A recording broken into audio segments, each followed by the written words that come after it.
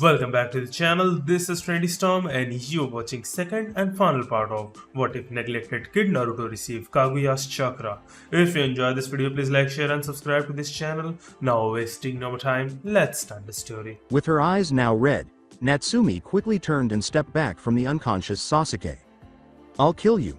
Natsumi's body erupted in red chakra, which encircled her. Her canine teeth and nails became sharper and longer. Hokushin's gaze expanded. It was unlike anything he had ever seen. In terror, he retreated a few paces. The red chakra became brighter and stronger.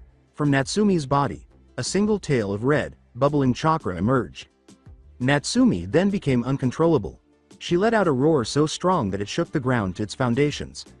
A shockwave sent both ninjas flying backwards, trapping Hokushin in half. Dead Haku. Hokushin halted his motions by swiftly grabbing the lone kunai he had in his back pocket and driving it straight into the ground. Hokushin swore as he reappeared in view. He had become distracted from his invisible jutsu by that shockwave. Natsumi launched herself at Hokushin right away. Her razor sharp claw was poised to rip him to pieces. Hokushin heard an animalistic growl and threw himself to the side, barely avoiding her claws. He paled when he turned to look behind him. The red-headed girl had grown a second tail from her back and was entirely covered in red chakra from head to toe. With every passing second, Natsumi's features grew more savage as she squatted and hissed. "It can't be. Oh God." Sakura felt weak at the knees. Her hands started to shake. Her arms dropped limp at her side, and all her strength was gone. She was shocked that it hadn't happened to Sasuke. Shino crouched next to the Uchiha and felt for a pulse on his neck. "Sakura-san, he is alive, but barely," he replied. He examined his wound, which was bleeding. "If we don't do anything, he will die." Sakura watched Shino's bugs spread over Sasuke's wound and said, What are you doing? Stop it." In his typical monotone, Shino stated, "The poison in his body will definitely do, but the wound on his shoulder isn't fatal. It won't kill him. My insects are making sure that poison won't spread into his body until medical help arrive." Feeling worthless, Sakura turned to face Sasuke. She would have been more helpful if she had been aware of any medical techniques, but she was not. She realized then how ineffective she was to the mission. Except for her, every genin and junin had made some contribution to this mission. Sakura clenched her fist and said, "No more. I will not allow this to occur once more." Hokushin made a quick crawl to get away from the monster. He yelled, Leave me alone," and hurled a few shurikens at the creature. Every shuriken simply bounced off the nine-tailed chakra cloak and landed on the ground without causing any harm. With a growl, Natsumi raised her arm. A red chakra arm extended upward in the shape of a huge fist. She buried her opponent deep in the ground with a slamming fist, giving him no time to think. Her desire for blood drove her to ignore the fact that her enemy had already died. The chakra arm seized Hokushin's lifeless body and raised him violently. The razor sharp claws penetrated the body deeply. Blood spilled onto the floor. Before releasing him, Natsumi slammed him 3 or 4 times onto the ground. Hokushin's lifeless and hardly recognizable body fell to the ground. Kyubified Natsumi roared loudly, dispelling the surrounding mist. As nine-tailed chakra made visible distortions and squashed the air around her, its pressure nearly tripled. After that, Natsumi arched her head back and her tails up. Over her mouth, she started to collect white and black chakra into a ball. Tazuna retreated a few paces. He looked fearfully at Natsumi and said, What's going on here? Is it some kind of your ninja technique?" Sweat ran cold down her cheeks. Sakura was able to sense the nature of the red chakra without the use of any senses. It seemed as though the air itself was about to explode with the amount of bloodlust that poured from Natsumi's body. I don't know, but her chakra, it is not natural," she replied. Shino remarked, "This isn't good," as he observed a compressed chakra forming over Natsumi's mouth. Natsumi was kyubified when she saw him approaching quickly, but she was too late to react. The black sphere vanished intently as the bottom of a boot crashed into her face. Natsumi jerked her head back and whipped her tail at the assailant's head, but it was sidestepped. Without flinching in the least, Naruto landed on both feet. His chakra emerged as a series of black chains when he clasped his hands together. Trying to catch Natsumi, the glowing chains sprang out in all directions. However, Natsumi's small stature and increased speed made it difficult. When Naruto saw a huge claw made of pure red chakra approaching him, his eyes widened and he froze in place. His heart started to race. His palms got wet and his mouth got dry. His mind flashed to a picture of Natsumi, who was 6 years old, cutting his face with her razor. Sharp claws. He was breathing like an unfit man as he ran to the finish line of his first marathon, trembling from head to toe. He recalled the red chakra's pain and burning sensation. Naruto became a prime target as the chakra chains dissolved and became unstable. His chest was struck by the claw. Hand. A shockwave of sound and air exploded from the contact as he flew backwards. Shadows splattered off Naruto's body and lay like deep puddles as he rolled. When his feet made contact with the floor, he whirled, folded his arms, and disintegrated into a dark ink. Sakura yelled, "Naruto," as she watched her teammate vanish. The clone of Naruto said, "Don't worry. Boss can take care of himself," as his hand glowed green. Sasuke's right shoulder was covered by the clone's hand. His hand was healing the Uchiha's shoulder by emitting a green, glowing light. Shino had been successful in stopping the poison from entering Sasuke's body. The clone employed his more sophisticated healing jutsu to expedite the healing process after extracting the final bit of poison from the last Uchiha's body. Out of a shadow, Naruto leapt. He had no wound, but there was fresh blood and a big cut across the fabric of his shirt. It was already taken care of by his healing factor. He cleared his head and inhaled deeply. It's either now or never. Naruto sprinted in the direction of his sister. I refuse to allow fear to rule me once more. Natsumi directed a chakra arm at him. Naruto anticipated the movement and swiftly avoided it. Another arm of the chakra branched out. He stepped on a black rectangular platform that had suddenly materialized beneath his feet, avoiding them in midair. Kyuubified Natsumi launched a secondary attack with her left arm. The depth of fear is limited by the mind. After jumping, Naruto landed on another shadow platform. He was doing hand seals as he ran toward Natsumi. With each step he took, the stepping platforms began to form instantly. He hurled a huge ball of fire at his twin as he approached. Natsumi interrupted the blast by roaring and digging her heels into the ground. The impact that followed blew dust into the air, making it harder to see on the battlefield. There is a victory beyond fear. From Naruto's body, a number of glowing black chains emerged and flew in the direction of his sister. Naruto found Natsumi without using his eyes. For a sensor ninja like him, the chakra of the 9 tails was like a beacon. The dust descended. Natsumi's movement was being restricted by the twisted chains. After hitting the ground, Naruto tightened the chains around Natsumi. He then started creating wood-release jutsu hand seals. A number of luminous golden chakra chains emerged from the earth before he completed the final seal, quickly encircling Natsumi's body and limbs. Shouting, "Kakashi, do it!" Kushina landed in front of Naruto. Kakashi appeared beside Natsumi in a sudden burst of speed. On her forehead, he applied a unique seal tag. The chakra suppression seal went into effect right away. It disrupted the 9-tailed body's chakra flow. The cloak of chakra that surrounded Natsumi vanished. Natsumi's features returned to normal, and the fox's chakra was once again contained within the seal. She fainted, rolling her eyes back in her head. Natsumi collapsed to the ground as Kushina and Naruto pulled their chakra chains back into their bodies. The big cut that ran up her son's chest caught Kushina's attention. She said, "Naruto, you are hurt." With concern, she went to examine his chest wound. Her hand was slapped away by Naruto. "I don't need your sympathy," he stated icily. He turned and left after saying that, but he turned again after taking a few steps. He gestured to the unconscious Natsumi and said, "Your golden child is there. Why don't you just go there and dote over her, like you always do?" Kushina observed her son leave. "While I have no control over the past, I do have control over the present. I'll take you back to our house or your house, Naruto. I swear to you." She knelt down and walked over to her unconscious daughter. She inquired, "How is she?" "The seal has successfully suppressed Fox's chakra, but it has left her exhausted," Kakashi stated. Kushina caressed her red daughter's hair tenderly. Kakashi stood up and went to see who else was there. After that, he approached his students and paused to speak with them. He watched Sasuke's chest slowly rise and fall as he looked at the injured man. He inquired, "How is his condition?" "It's too early to say something," Naruto stated. "At the moment, he is stable, but..." "But?" inquired Kakashi. "I need to put him under critical observation to say something more about his condition." Kakashi gave a head nod. The call was, "Kakashi. Sensei," Sakura said.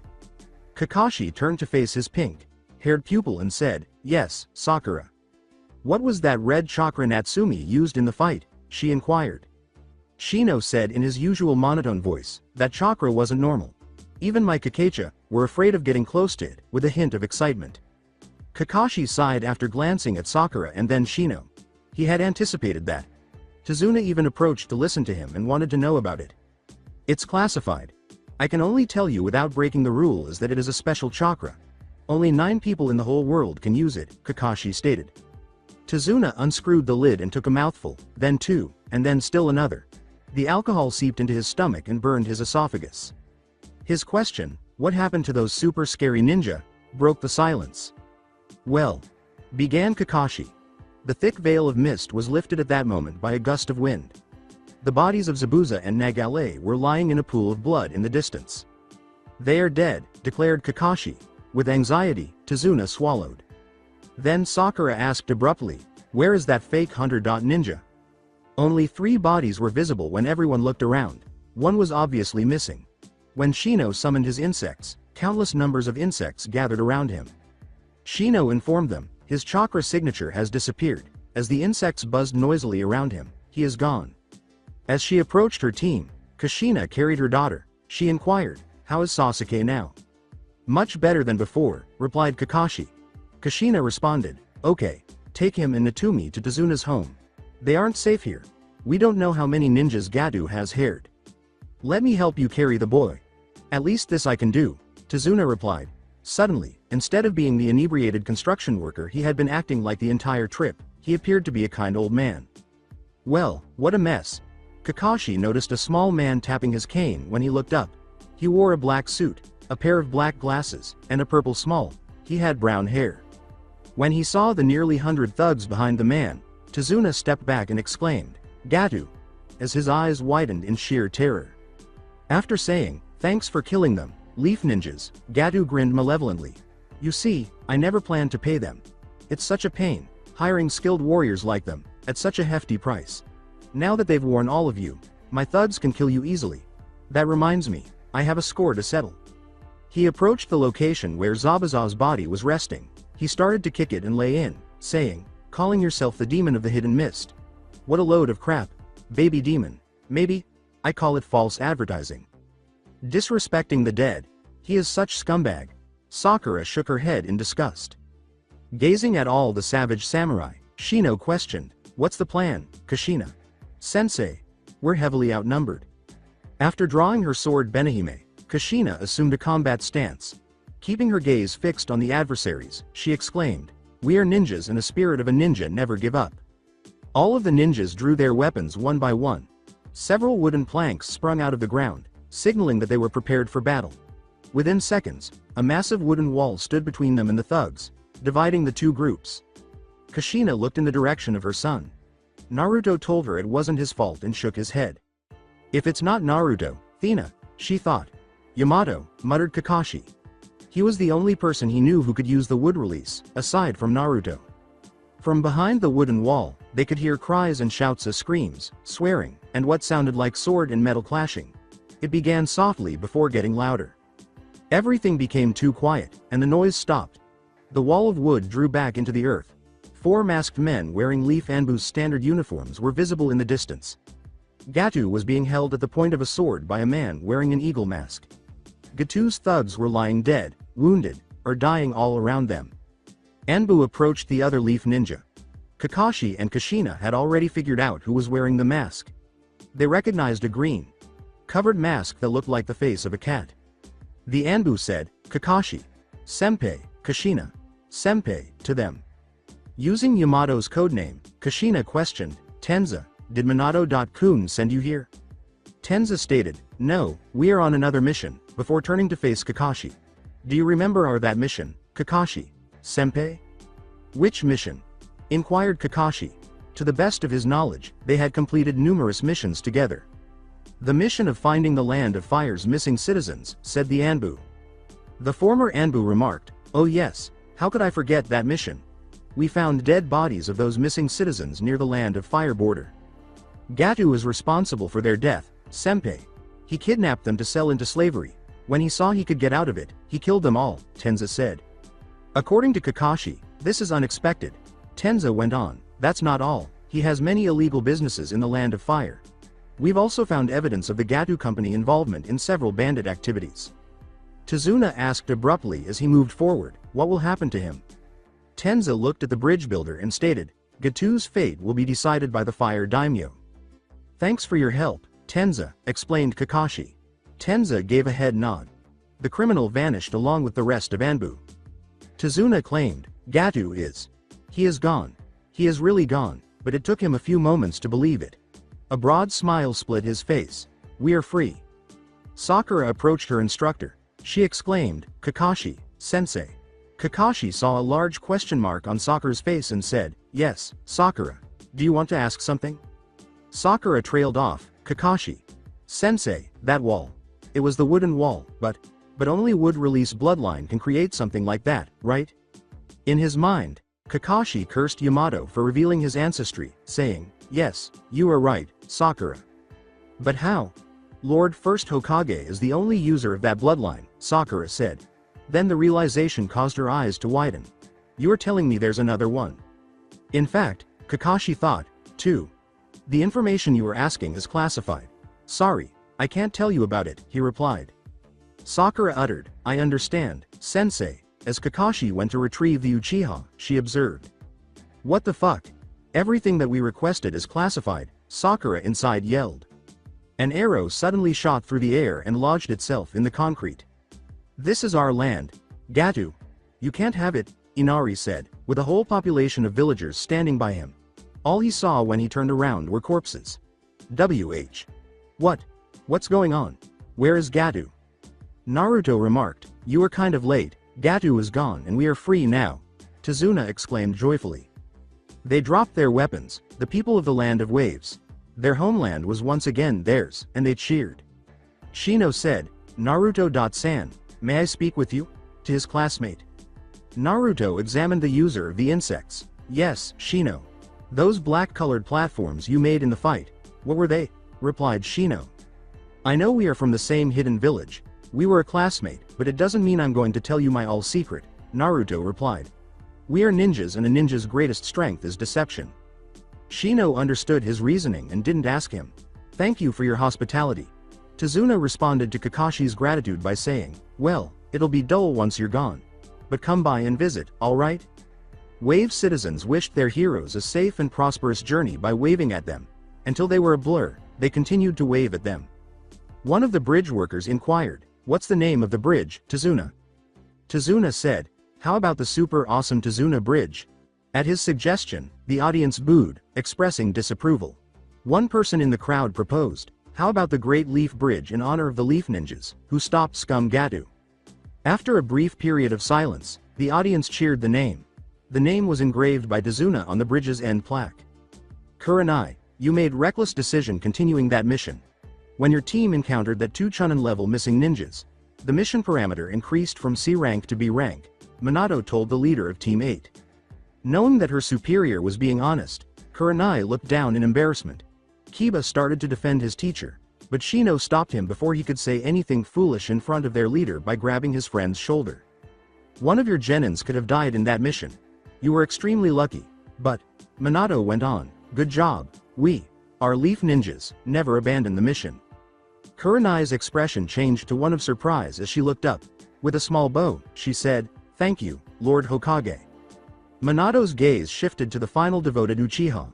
He inquired, Sasuke, how is your wound? Just slight ache, nothing more, Sasuke said, clutching his right shoulder unconsciously. Naruto has done a good job healing it. Minato gave a nod. I'm glad to hear it and congratulations for activating your Sharingan, said the man. Thank you, said Sasuke. Minato approached Team 8.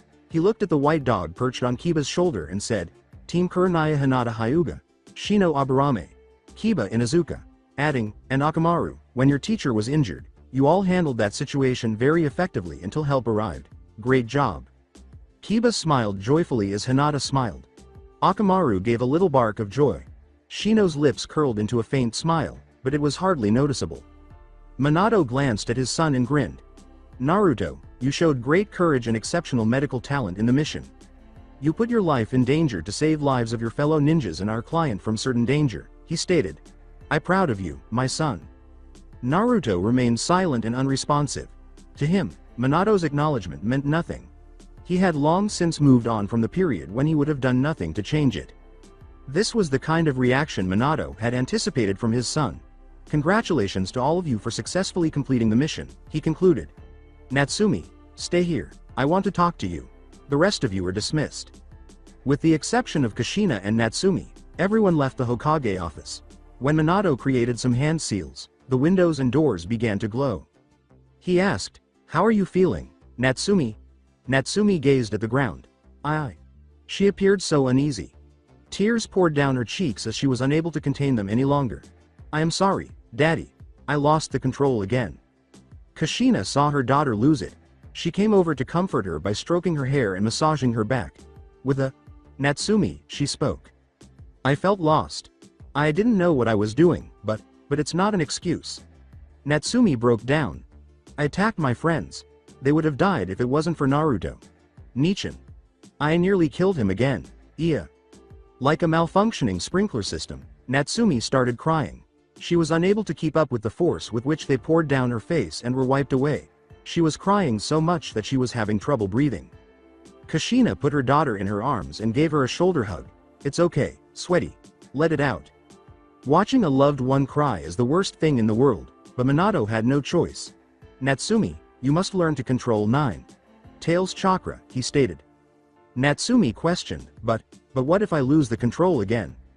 She had no intention of ever using Fox's chakra again. She had almost killed her brother twice while under the influence of the red chakra, and she didn't want that to happen again. This may sound a little harsh, but it's better you lose the control in a controlled environment than on a battlefield. Buddha. Listen to your father, Natsumi, added Kushina. I was a former container of the fox. I know it's not easy to control his chakra. It is filled with hatred, but you have to at least try it. Minato remarked, I know you are afraid, but it's normal. He rose from his chair and approached his daughter. We are human beings. And whether we like it or not, we are afraid. We live in a world full of fear. He lowered himself just enough to meet his daughter's eye level. You will never accomplish anything meaningful in your lives if you let fear control you, he stated. Natsumi considered everything. She was aware that her parents were correct. She was unable to escape her fear. It would simply pursue her, growing larger and larger. It was time to halt, get up, and confront the situation. The family was unaware that they weren't the only ones in the office. From the darkest corner of the room, where natural light could scarcely reach, a pair of faintly glowing red eyes watched over them. Naruto was lost in thought as he strolled down Leaf Village's street. The impending Chunin exam was on his mind. He came to a complete halt.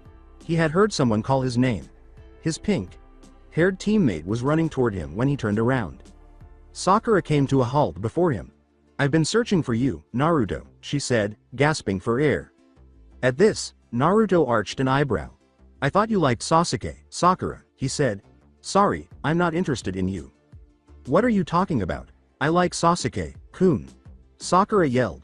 Sorry, my mistake, Naruto said. He let out a sigh of relief. One Ino was enough for him. He didn't need another ardent fangirl. So what can I do for you? Where did you learn the medical ninjutsu? She inquired. Why are you suddenly interested in that? Well, she appeared so uneasy. The wave mission opened my eyes when I saw Sasuke lying on the ground and covered with blood. I felt worthless and useless. I couldn't do anything to help him. He wouldn't be in that condition if I had known any medical ninjutsu.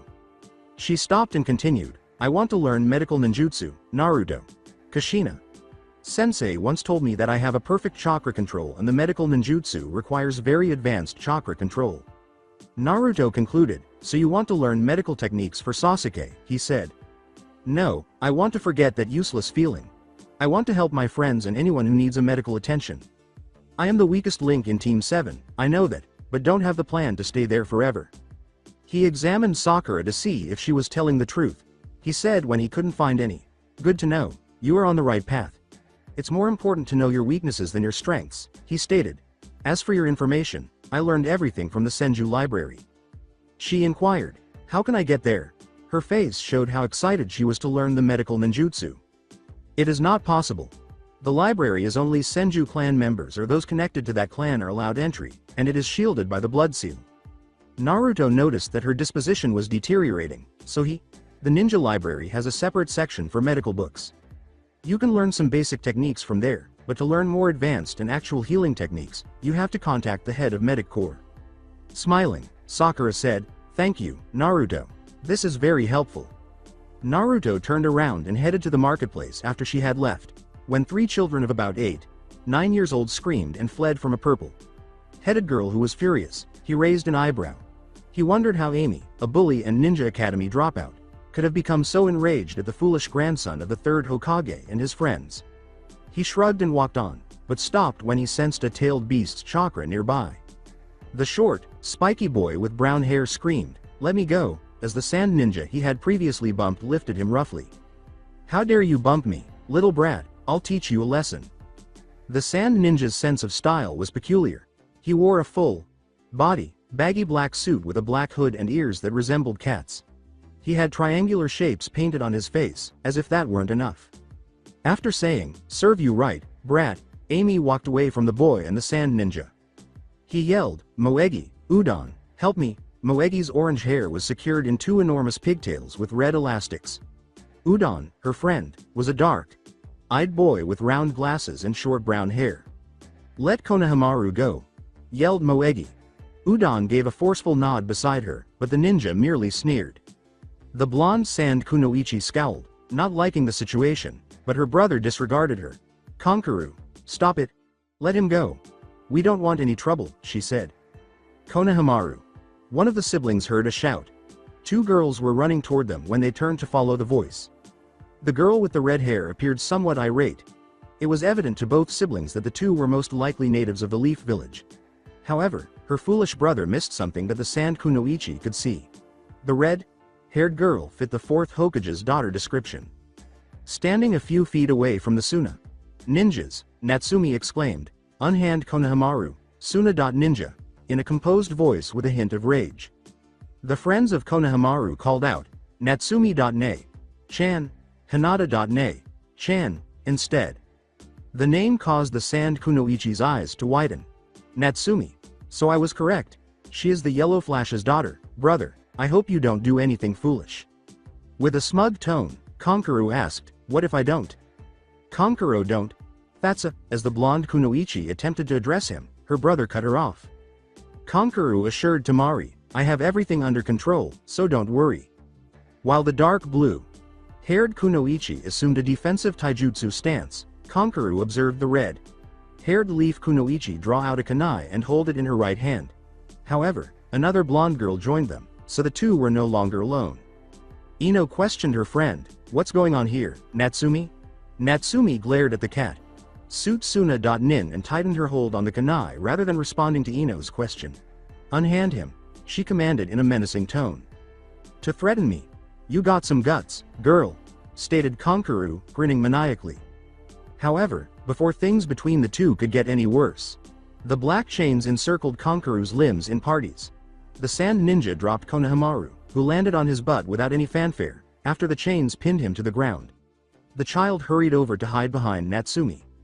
"Children of the 4th Kazekage or not, you can't threaten the grandson of the 3rd Hokage," said a quiet voice. Naruto was standing on a nearby tree branch when everyone looked up to see where the voice was coming from. From his extended hand, the chains were emerging. "Naruto.kun," Ino exclaimed as she saw her shining knight at the location. "Naruto.ni, Chan," mumbled Natsumi. After what she had done, Natsumi was hesitant to look her brother in the eye, but she was happy he was present. He saved Konohamaru, and Hinata was grateful. Tamari gave the boy a look. His description and the Yellow Flash's son were exactly the same. The blonde boy looked even more attractive in person than in the photo, and she flushed. Then she recalled what he had said. "Hold on. He referred to us as Kazekage children. He is aware of us." Konkaru gave the blonde a scowl. He made an unsuccessful attempt to break free because the binding chains would not break. He yelled, "Let me go, punk!" Naruto leapt from the tree and landed with ease. He said, "Life is a circle," as he approached the sand ninja. He smirked as he leaned down. "Whatever you give will come back to you." Tamari reached for the enormous folding fan that was fastened to her back. "I wouldn't do that if I were you," Naruto remarked, glancing over at the sand Kunoichi. Tamari came to a stop. The spear-like tip of another chakra chain was pressed against her neck behind her. "At what point did it leave me?" Naruto returned his focus to her sibling. Take this as a suggestion. This is Hidden Leaf Village, not your Sand Village. Here, we don't kill people to prove existence, he continued. The siblings of Sand were as white as chalk. They were in a state of stunned surprise, their mouths and eyes wide open. Naruto straightened up and grinned. He released Kankuru by drawing the chains back into his body. Kankuru, stand up. The voice was heard by everyone, and it made them shiver, especially because of the murderous intent that pervaded the surrounding area. Everybody looked in the direction of the voice. They saw a boy with a gourd on his back and hair that was brick-red. He was perched on a tree branch, upside down. Hinata thought, he has strange eyes, trembling a little as she noticed the boy's eyes had odd black rings around them. Naruto had dismissed the intention to kill as if it were unimportant. He eyed the boy critically and thought, I sensed your chakra, but I wanted to make sure. Tanuki, you're here, after all. Gaara, stumbled Kankuru. Without delay, he stood up. I can expa. Gaara's words, shut up. You are an embarrassment to our village, caused Kankuru to freeze in place as he directed his murderous intent toward him. Gaara concentrated on Kankuru, ignoring the looks and panic he had caused among the people in the clearing. Losing yourself in a fight, how pathetic. Why do you think we came to the leaf? Kankuru managed to muster some courage at last and made a hasty attempt to defend his position.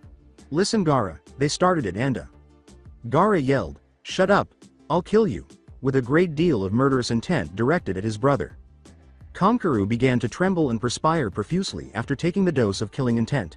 Okay, I'm sorry. In an attempt to diffuse the tension between her younger brothers, Temari also said to Gaara, look, Kankuru is sorry, I am also sorry really. Gaara declared, I don't want to hear any excuse. His gaze was fixed on the blonde boy, and he brushed others aside. He's good at holding both of them in check. Gaara, who appeared between his siblings, said, it looks like we got here too early but we didn't come here to play around, while maintaining eye contact with Naruto. Speaking to his brother, Kankuru said, I know that. At last, Gaara asked the person who had vanquished his brother and sister, what's your name? Naruto grinned. It's Naruto. Gaara introduced himself as Gaara of the Desert, and then he turned to face his siblings. Let's leave. Hey, hold on. To everyone's astonishment, Ino called out to the Suna, Nins. What? Exclaimed Gaara, turning to face the blonde girl. I take it that you are ninjas from the village of Hidden Sand? Even though you and the Leaf Village are allies, shinobi are not allowed to enter each other's villages without permission. Describe your goal. We might not be able to let you go, depending on it, Ino said, pulling an intimidating face. Natsumi shook her head at her friend's folly and gave herself a hard forehead facepalm. She knew that Ino was attempting to win over her brother, but that frightening expression was too much. Are you completely ignorant? You're right. We are Genins from the Hidden Sand Village, Temari remarked, obviously unfazed by the frightened expression on Ino's face as she showed her pass to everyone. To take the Chunin selection exams, we have traveled to your village. Before anyone could respond, however, Gaara turned to face Naruto and said, are you also taking the exams? It's dependent on my teachers, Naruto replied. If they nominate my team, then I am entering. Then I am looking forward to see you in the exam, said Gaara. Kankuru turned to Naruto as Gaara left, clenching his teeth and giving the blonde boy a vile glare. Temari said, Kankuru, that's enough, taking her brother's hand and preventing him from doing anything foolish because she knew it would not go well for him. Naruto remarked, this is getting interesting, as he observed the Sand siblings depart. Naruto.kun. You're really awesome. The young Yamanaka attempted to embrace her crush from behind, but it didn't work out, so Naruto sidestepped and avoided the missile named Ino. Naruto then approached his twin. Softly, Naruto.ni. Chan, Natsumi said. Natsumi's eyes widened when Naruto leaned over and whispered something in her ear. Naruto grinned because he anticipated such a response from her, and when she emerged from her daze, her brother was nowhere to be seen. Natsumi turned and ran toward the Hokage Tower, saying, I need to talk to Dad. That sand ninja Gaara is exactly like me, but she's so different.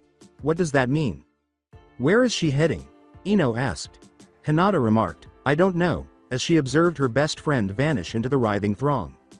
The Team 7 assembled on the bridge, where they typically hold meetings. Sasuke was looking straight ahead while he leaned on the rail of the bridge. Naruto was reading a book while perched on the bridge railing overpass. Unexpectedly, Sakura's attention was on the medical book she was holding rather than on Sasuke.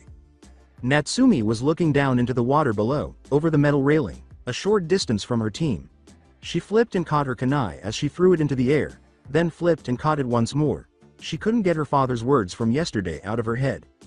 She was exactly like Gaara. He was Akage's son and the container of the one-tailed beast, but that was where the similarities ended. She had been protected from a life of a living sacrifice by her parents throughout her entire life. Gaara had no such luxury in the hidden sand. He had been cut off from his siblings by his father. Instead of enduring Gaara's outbursts, he had attempted to kill him. Gaara had genuinely led a Jinchuriki life, one that was filled with loneliness, grief, and hatred. She recalled her brother's words and thought, he's just like me, but he's totally different. The teachers of Team 7 emerged after twin puffs appeared on the bridge. The genins paused their activities and turned to face their teachers. Kakashi said, "Morning people," with a slack smile. "This is sudden, but we've nominated you guys for the Chunin selection exam," Kushina stated. Natsumi questioned, not believing what she was hearing. "Really?" Kushina grinned, "Yes. For the first time in 5 years, there are going to be rookies in this Chunin exam." "So teams 8 and 10 are entering as well?" inquired Naruto. Kakashi grinned beneath his mask and said, "Maybe." He handed a form to each of them and said, "Here are your applications. Sign those papers and turn them in at 301 by 4 p.m. tomorrow." Naruto, Natsumi, and Sasuke all instantly sighed in their bodies. They were determined not to lose the chance to advance to the next ninja rank. Sakura stared at the paper she was holding for a long time. She asked abruptly, "Is it okay if I don't participate in this exam?" Everyone stared at her, somewhat taken aback by the inquiry, and unable to speak. In contrast to them, Naruto wasn't shocked because he had already witnessed this aspect of her a day prior. "Well, yes," replied Kakashi. "All right, it was a surprise. Test can only be taken by teams of 3. Sasuke, Naruto and Natsumi. Together they are already a 3-man team."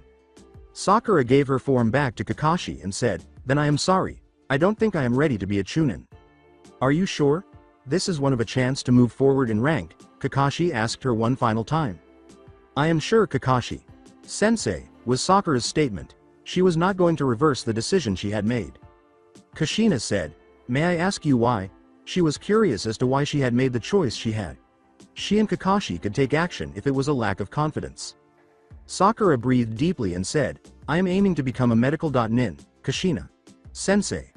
Learning to medical ninjutsu is my first priority now, then move forward in rank. I'll try my luck next time." Kushina grinned. Her pupil had developed into a ninja after being Sasuke's biggest fangirl.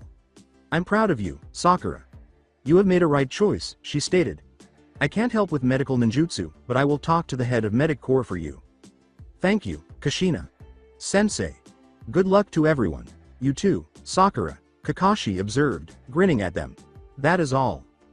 "Good luck," said Kushina. Both teachers then puffed themselves to oblivion. Naruto glanced at his fellows. When he said, "I will meet you tomorrow," he vanished as his shadow curled around his body and extended upward. The other genins thought that was new. "See you tomorrow," said Natsumi. Like her brother, she chose to flaunt herself a bit. She sealed her hand and vanished in a cloud of smoke. She reappeared in another puff of smoke a few meters away. She thought, "I need more practice." This time, she decided to just leave the area. Sakura and Sakura both started to perspire. Then Sasuke left without saying anything. After walking a few paces, he stopped and looked back at Sakura. "At least in the future, we can't depend only on Naruto for medical help. Good luck," he concluded. Sakura said, "Thank you, Sasuke-kun," with joy. The large number of genins on the academy's grounds did not surprise Team 7A Naruto, Natsumi, and Sasuke when they arrived. They headed straight for room 301, which was designated for the first test, without giving them a sidelong glance. They encountered teams from different nations as they ascended the stairs. When they arrived at the second floor, they noticed a sizable group of genins huddled around the room with the number 301. Natsumi muttered, "But this is second floor," as she turned to face the room with the number 301. Sasuke turned on his Sharingan for a moment. He said quietly, "It's a genjutsu," and then he made a hand seal to break the illusion. Naruto prevented him from doing so by swiftly grabbing his hands. His words were, "Don't do anything, look at them. Don't you recognize them?" Sasuke and Natsumi both glanced at the object he was pointing to. 2 boys were spotted watching over the fictitious 301 room. Their hair was both brown. His hung loosely around his face, framing his black eyes, in the one on the left. The person on the right had spiky hair that framed his face's bandages and his own black eyes. There was nothing unique about them. They appeared to be just regular boys. Staring at them, Natsumi cupped her chin in her hand. They look familiar. They are our eternal gatekeepers, Azumo and Katetsu, said Naruto.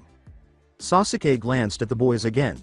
An older image of the same boys defending the front village overlapped with an image of two boys. They are here for weed out weak genins, Naruto went on. Don't say anything. It's better if we don't draw attention to ourselves. They heard a single person at the front of the group get knocked down. People appeared to separate from the crowd so they could see the victim. The boy had round eyes, thick eyebrows, and shiny black hair with prominent lower lashes. He wore orange leg warmers, a red leaf forehead protector as a belt, and a skin-tight green jumpsuit. And Natsumi said to her brother, "Don't you think it's too much? Don't let him fool you. He's stronger than he looks," Naruto claimed, glaring at Natsumi. "Come on, let's go." But a pair of white eyes did not miss their presence. The Hyuga boy's dark brown shorts and khaki shirt complemented his hair, which hung down the middle of his back. The leaf symbol was displayed on the forehead protector that was wrapped around his forehead. The boy's white eyes narrowed at Naruto, and the veins surrounding them swelled with chakra. "Hey, guy with the blonde hair," was said by someone behind Team 7 as they were making their way to the classroom. On a platform above them, the three of them turned to see the same boy wearing the green leotard. Being the only blonde member of the team, Naruto arched an eyebrow. He asked, "What can I do for you?" With a resolute expression, the boy asked, "Will you fight me, right here, right now?" Naruto questioned, "A fight? Here and now? This is against rule. Do you want to be disqualified even before the exam starts?" The boy landed a dozen feet away from them after jumping over the banister. "My name is Rock Lee. You are Uzumaki Naruto, right?" "No, I am not," Naruto said with a smirk after shaking his head. "I am just a clone." Sasuke was grinning, which was a very strange expression on his face. "We are all clones, actually," Natsumi remarked. The three of them puffed out their experience after that. Lee stood by himself, his jaw dropping open in disbelief. Clones that Natsumi had left behind provided her with feedback. She said, "You were right, Naruto.ni. Chan," as she walked next to her brother. "That boy in the green jumpsuit was following us. His name is Rock Lee." "That's not important now," Naruto declared, ending the conversation abruptly. "The important is the Chunin exam. It is divided into 3 stages. The first stage is a written test." Natsumi's mood instantly soured. Her worst academy subject had been the written exam. Naruto said, "The second stage is a survivor test and the third and final stage is a 1-on-1 tournament battles." When Sasuke finally asked, "How do you know all of this? Wasn't it meant to be a secret?"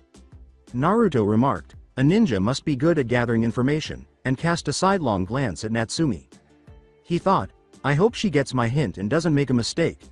He had grown weary of seeing the faces of Natsumi and Kushina every day. "I'll be able to leave the team once I'm a Chunin." Naruto believed that the exam's first section went really well. I wish Natsumi hadn't let her motormouth get out. Naruto surveyed the remaining contestants. Before posing the 10th question, Ibiki Morino, the first protector of exam and the commanding officer of the Konoha Torture and Interrogation Force, appeared to have a well-thought-out plan after playing his little mind game with the genins. However, in an attempt to get the proctor to stop playing mind games and move on to the last questions, his ex-sister had made the decision to confront him. Her brief tirade and "I'm going to be first from all Hokage" speech gave others the confidence to remain seated and finish the test. 30 teams, including Team 7, passed the first section of the test, which the second proctor said was unusual. Naruto let out a sigh. They were standing in front of the closed gates of Practice Arena 44, also known as the Forest of Death, as the proctor affectionately referred to it, the location of the second test. The creepiness of the forest and the exam proctor clearly frightened the majority of Chunin hopefuls, as he could see. The proctor for the second test announced, "All right maggots. This is the place for your second test, Training Area 44, or better known as the Forest of Death." She was tall, strong, and incredibly cruel both in appearance and demeanor. She was a unique Junin named Mitarashi Anko. She was resolved to cut the Chunin hopefuls in half. Her actions didn't bother Naruto, but he searched for any possible danger. The Iwa girl caught his attention. Her eyes were pink and pupilless, and her hair was short and black. She was wearing a red dress with a raised collar that hung down below her belly, fishnet tights, a skirt over them, and a full-length sleeve on her left arm without sleeves. The third Tsuchikage's granddaughter, Kuretsuchi. Naruto looked at the Kumo team, noticing the red-haired girl and the white-haired boy in particular. He also noticed that the eight-tailed Jincha Riki students were present. Omoi was the name of the white-haired Kumo boy. His dark eyes were accentuated with lashes that curled upward from the corners, and he had dark skin and spike hair. He was dressed in a dark outfit that included red bandage handguards and an oversized shirt with a hood. Karui was Kumo Kunoichi's name. Like her teammate, she was dark-skinned and had spiky hair. Amber was the color of her eyes. She wore a long, short-sleeved dress with frilly edges, paired with fishnet stockings, thigh-high white-soled boots, and two simple yellow earrings. Each ninja carried a long sword on their back. A kunai sailed millimeters past Naruto's head, and he cocked his head to the side. Behind him, Anko showed up with another beneath his chin. Anko began by putting her hands over the fourth son's face and bringing her face closer to his. "Well, aren't you the brave one?" she asked. The boy's chin began to draw blood as she pressed the tip of his blade into it. As she licked the blood on his face, she remarked, "He is spraying the red blood I love. It is kids like you that are quickly killed." Ino's forehead was covered in tick marks. She yelled, "Get the hell off my Naruto-kun." "Troublesome women," muttered Shikamaru. The blonde girl was mentally growing irritated because she wasn't receiving the desired response from the boy, but Anko chose to ignore her. He appeared utterly disinterested in her frightening techniques. However, she felt some relief when she noticed that the other competitors were frightened by her playful play. After pushing her kunai away with his finger, Naruto remarked, "Well, why don't you get on with the show? I'm bored already." "Spoil sport," complained Anko. She felt someone behind her creep up on her. To deflect the oncoming attack, she instinctively triggered the concealed kunai mechanism in her sleeves, which sprang a kunai in her hands. "Here's your kunai." The woman who was holding her kunai by that long tongue spoke, and Anko heard it. "Why? Thank you," she said with a semblance of joy as she pressed her kunai a bit harder on the grass. Nin's repulsively long tongue. She was feeling uneasy about the grass kunoichi, but she wasn't sure why. For now, she disregarded it. "But you know, don't sneak up behind me unless you want to die." The grass kunoichi offered the kunai to Anko and apologized, saying, "Your kunai grazed my hair. I got excited, but I wanted to give it back." Without flinching at the big tongue, Anko snatched it from her. She put the kunai in her pocket and went back to facing the genins. "Okay, your task is to enter this area and get another scroll from others. Remember, to pass you must complete this test with both scrolls, heaven and earth, with your teammates alive. And within 5 days, you have to show up at the central station that is your finishing line, so to speak. Before you enter you will sign special forms that my colleagues are giving you," she continued. "Why?" inquired a few genins. "Why, to state that the Leaf or I aren't responsible for your death or injury that will surely occur in this test." Anko giggled. Genin said, and many others went pale. Naruto thought, what a letdown. I thought we would have encountered some challenge by now, but all we encountered was a group of weak rain ninja that fled when things got tough. Since nothing significant had happened in the 3 hours since they had entered the forest, he was becoming genuinely bored. After stopping to look at her brother, Natsumi said, "What's the plan now, Naruto.ni-chan?" The blonde caught Sasuke's attention as well. Naruto was a better planer than he was, as much as he hated to admit it. "We get down," Naruto yelled, but it was too late. "We have a heaven scroll, so we need an earth scroll to pass." The team was dispersed from one another when an unexpectedly strong gust of wind appeared. Anko took another bite of the dango stick and sighed in relief. Yum. Nothing beats juice and dango. During the exams, her favorite food tasted 20% better for some reason. Normally, she would have questioned how this could be explained, but she concluded that it had to do with the thoughts of all the genins, who were most likely fighting each other in the mortal wars. "Now, after I finish my meal, I'll go to the tower, I suppose." She finished her dango bite. Because the fast should only take around 24 hours in this program. She flung the empty stick into a tree close by. What must have been close to 30 or 40 sticks now adorned that tree. They were all grouped together to form the leaf symbol. The leaf mark is finished. She hopped to her feet after taking the final sip of her bean soup and throwing the cup in a nearby trash can. A cloud of smoke suddenly materialized in front of her. The woman saw a chunin wearing glasses and wearing a bandana. Like forehead protector. The woman sighed with disgust as he appeared to be concerned about something. She questioned, "What's with the look?" In response, the Chunin said, "Big trouble, Anko." "Already? What the hell could the problem be this soon? We've found dead bodies, 3 of them." "Dead bodies?" "Yes, please, it's easier to show, come quickly." As he asked, Anko followed the Chunin. In the end, he guided her to a tiny cemetery located outside the leaf. The one with the glasses had told Anko about the dead bodies, and 2 other Chunins were already there to inspect them. Anko took a position of thought and placed her index finger beneath her chin. She examined the corpses. Strange. She went to have a better look. Chunin, who had examined the dead bodies, stated, after examining their paper and personal items, they seemed to be the hidden grass shinobis who were entered in the exam, but as you can see, to reveal his face to Anko, he rolled the single body over. They have no faces. They're blank if they were melted off. As the Chunin's words merged in Anko's mind, her eyes grew wide. It's not to be confused. He owns this jutsu. He is taking this exam, but why? She reflected on her former master, who had deceived both the village and herself. She glanced at the Chunin as her head snapped back. "Show me the picture of these 3. The Chunin immediately produced them and gave them to Anko, saying, "Oh, yes." When Anko saw the picture of the eerie grass kunoichi she had met at the beginning of the second exam section, she gasped in horror. This face was stolen by him. Thus, at that moment, he has already. She made him clench his fist. This is bad. One Chunin asked bewilderedly, "Huh?" With that, Anko turned to face the leaf.nin. "You guys, go report this to Hokage. Sama. Send some Anbu captains to the Forest of Death," she said. "I'm going after them right now." After giving a nod, the Chunin let Anko follow instructions. The woman in question leapt the fence and started to jump from tree to tree in the forest. Her heart was pounding with anger, fear, and anticipation. Natsumi was alone in the little clearing in the forest after being carried away by the enormous wind. After waking up in the clearing, Natsumi moaned, what the hell?" and clutched her head in agony. She suspected she may have struck her head on the floor. She wanted her head iced.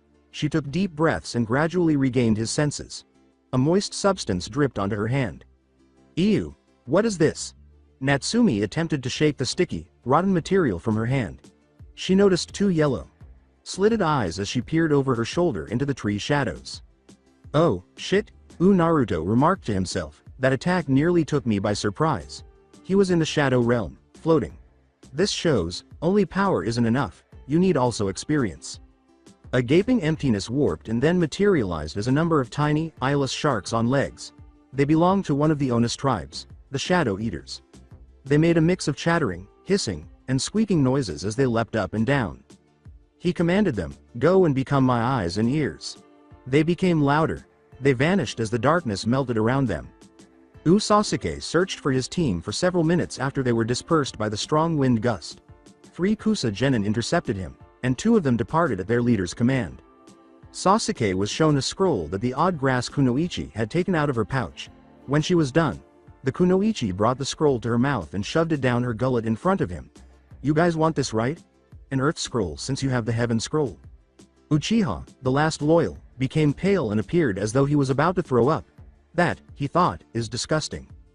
The woman concluded by releasing a powerful killing intent. "Now we can fight for these scrolls, with our lives on the line," she said. As visions of his deaths at the hands of the grass.nin flashed through his mind, Sasuke gasped and collapsed to his knees, trembling and gasping for air. He witnessed horrific deaths, being mercilessly torn apart, and being gutted by a long sword. Before they vanished, the images of death persisted for a few seconds. However, the sensation persisted, ensnaring his heart and immobilizing him.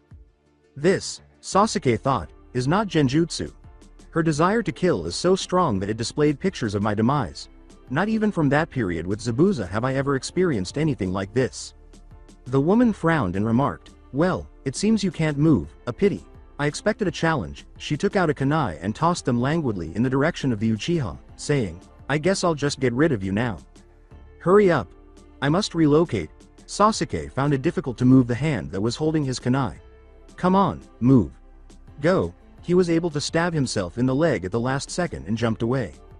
The odd kunoichi licked her lips and said, "I see, so the prey managed to use pain to get rid of his fear. It seems the prey might be more interesting than first glance may seem." When Sasuke thought they were safely out of sight, he stopped behind a tree. With a wince, he knelt on the branch and pulled the kunai from his leg. His Sharingan eyes started to spin wildly, searching for the terrifying woman wherever she might be. "Sasuke, movie. There's a snake above you." A voice he recognized called out to him. As the snake smashed the branch, the boy with the raven hair leapt off it. "Oh no, I was so scared. I didn't realize what I was doing," he thought, cursing his own ignorance. He was landed next to Natsumi. "Watch your surroundings carefully, Sasuke," she stated. Natsumi took the shuriken and kunai and started throwing them at the snake, trying to kill it by hitting its head. She and Sasuke swiftly made some hand seals, knowing it wouldn't stop the snake. Their mouths were wide open as they targeted the snake. Wind release. Great breakthrough. Fire style. Dragon fire technique. With amazing speed and force, the wind and fire combination rushed out towards the snake. The giant snake inside was drowned when the lethal blast, which it was unable to avoid, reached it and produced a fierce tornado of fire. The snake hissed and started to fall, much to the relief of Natsumi and Sasuke. To their horror, the snake's scales started to break, revealing the grass kunoichi. The grass kunoichi emerged, beaming broadly at the genins. The woman exclaimed, "You two shouldn't relax even for a moment," while grinning ferociously. The sound of something hitting wood stopped her as she started to slither across the tree branch, saying, "In the presence of a predator." The grass kunoichi noticed a kunai clinging to the big branch she was standing on when she looked down. She also saw that it had an exploding tag attached to the end, which lit up and detonated at the same moment. There was a big cloud of smoke after the tag exploded. When she emerged from it, the enigmatic genin showed that she was unharmed. But as soon as she did, she took a sharp kick to the face, which sent her flying hard to the ground. Sasuke and Natsumi held the person who had attacked their enigmatic foe in high regard. They saw the individual standing atop a large branch, gazing down at the bush covered area into which he had sent the enigmatic attacker. When Natsumi saw him, she thought, "Ni-chan." Sasuke and Naruto thought simultaneously.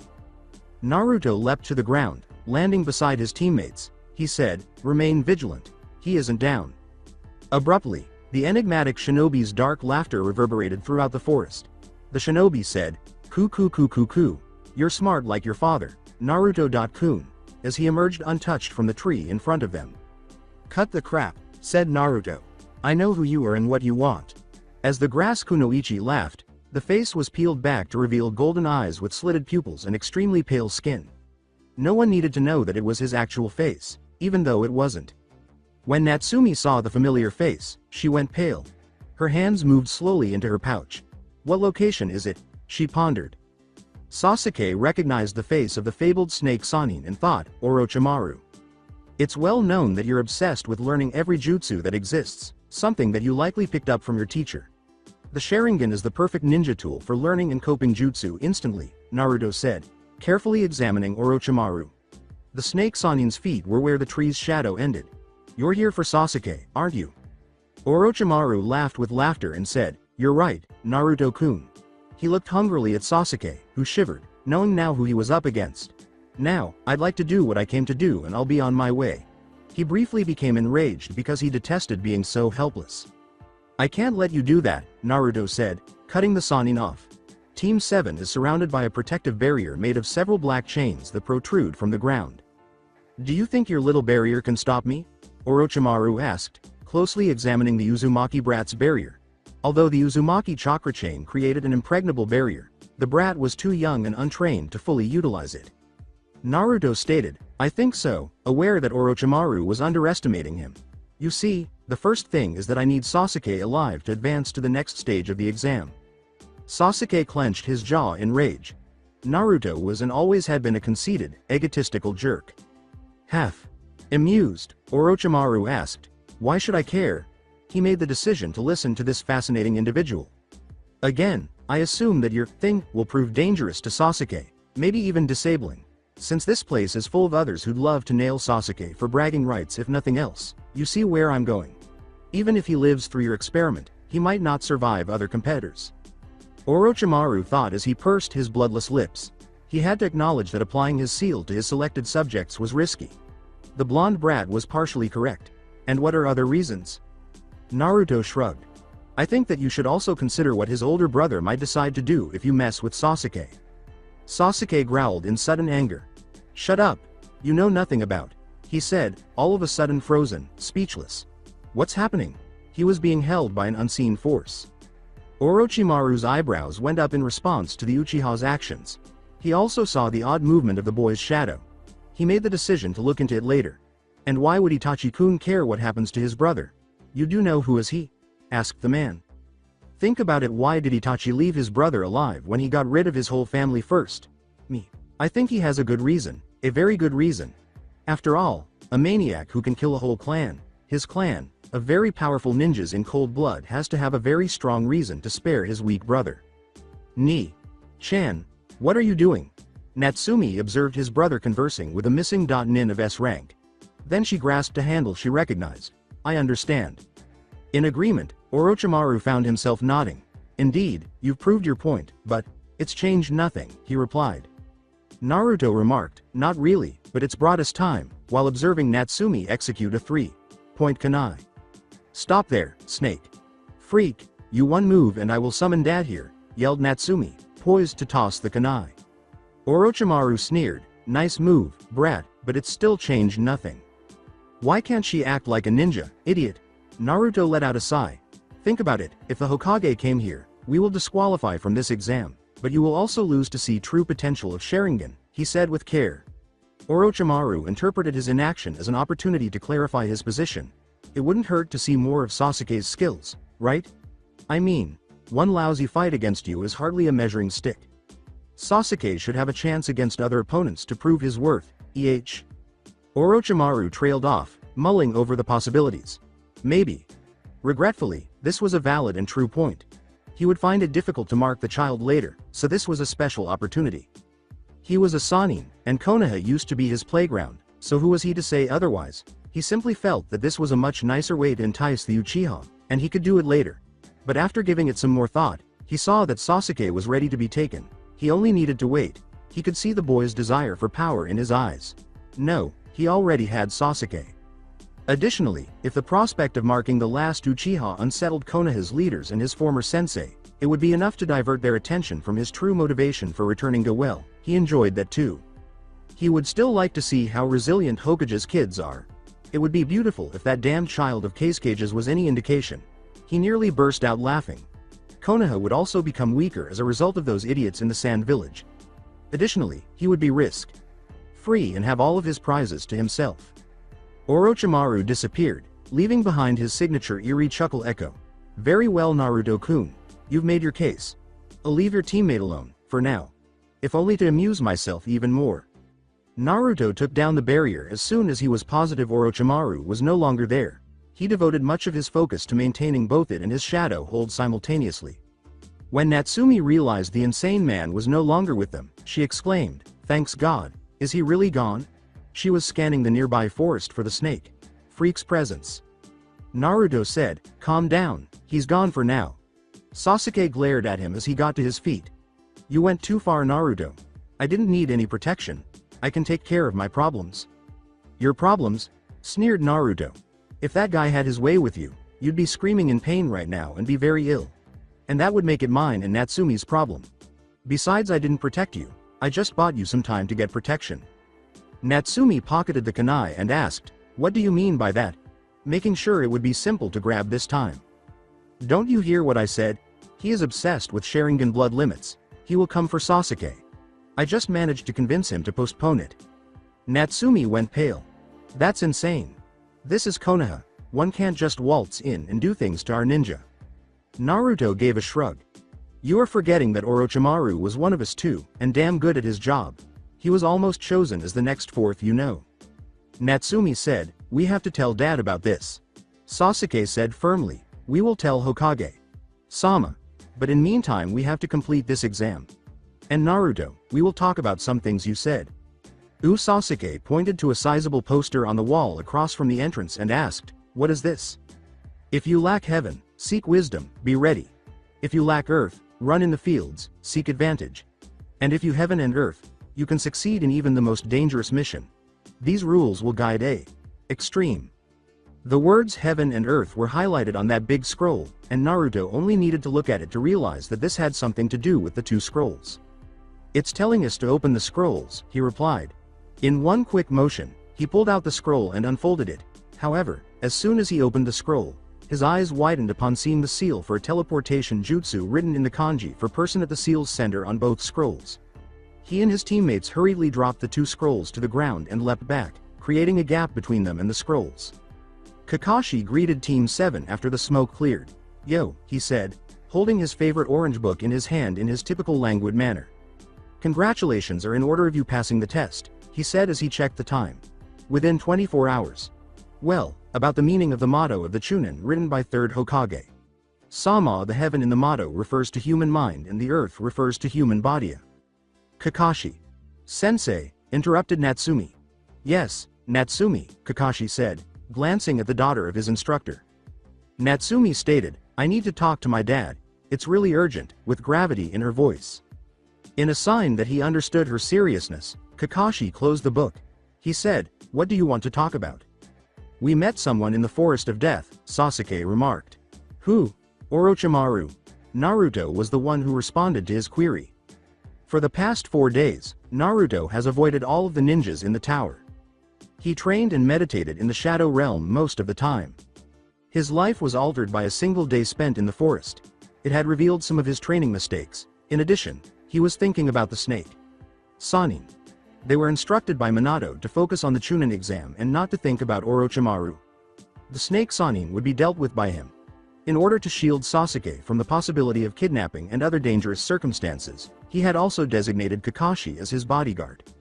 His Shadow Eaters had collected a sizable amount of information about each of the participating teams. As far as his information network was concerned, he was able to estimate the potential skills of the teams that remained in the exams by comparing the information on which teams had passed the exams to their own skills. He would undoubtedly benefit from this. Naruto and the other members of Team 7 were currently standing next to the 8 teams that had successfully completed the second test. The remaining 4 Konoha teams and 1 each from Kumo, Suna, Otto, and Iwa made up those 8 teams. The 3rd Hokage was in front of them, with the 4th Hokage to his right, his pupil Jiraiya to his left, and Kushina to the 4th's right. The Junin Sensei of the teams that advanced past the second round occupied the second row, while the proctors of the exams accompanied them in the front. Through the speakers, Anko's voice could be heard, "Congratulations on passing." As she eyed the teams, Anko thought, "I said I'd cut them in half, but I was expecting single digits." She was impressed, no doubt. Guy said, "Good, your team passed 2 Kakashi," while continuing to stare at the competitors. He was Lee as an adult. "They're good. But as long as my team is around, getting any further is impossible. Since from now on it's all about real ability and I am certain that my team is more skilled than Ursa." His gaze then turned toward Kakashi. Well, with youth there are sweet times and there are sour times, Kakashi." With a look that made it obvious he didn't hear anything, Kakashi said, "Huh? You say something, Guy?" With a hip attitude, Guy cursed the masked Junin and turned away from Kakashi. Baki eyed his team and thought, "Gaara is unharmed. I hope Gaara follows Kage Sama's orders." He was a tall man with 2 characteristic red markings on the right side of his face. His turban, like headgear, obscured the rest of his head. The black-haired Iwa Junin looked proudly at his team, thinking, "At least the 3 put aside their differences and passed this testa. After all, it is important for both the future of Iwa."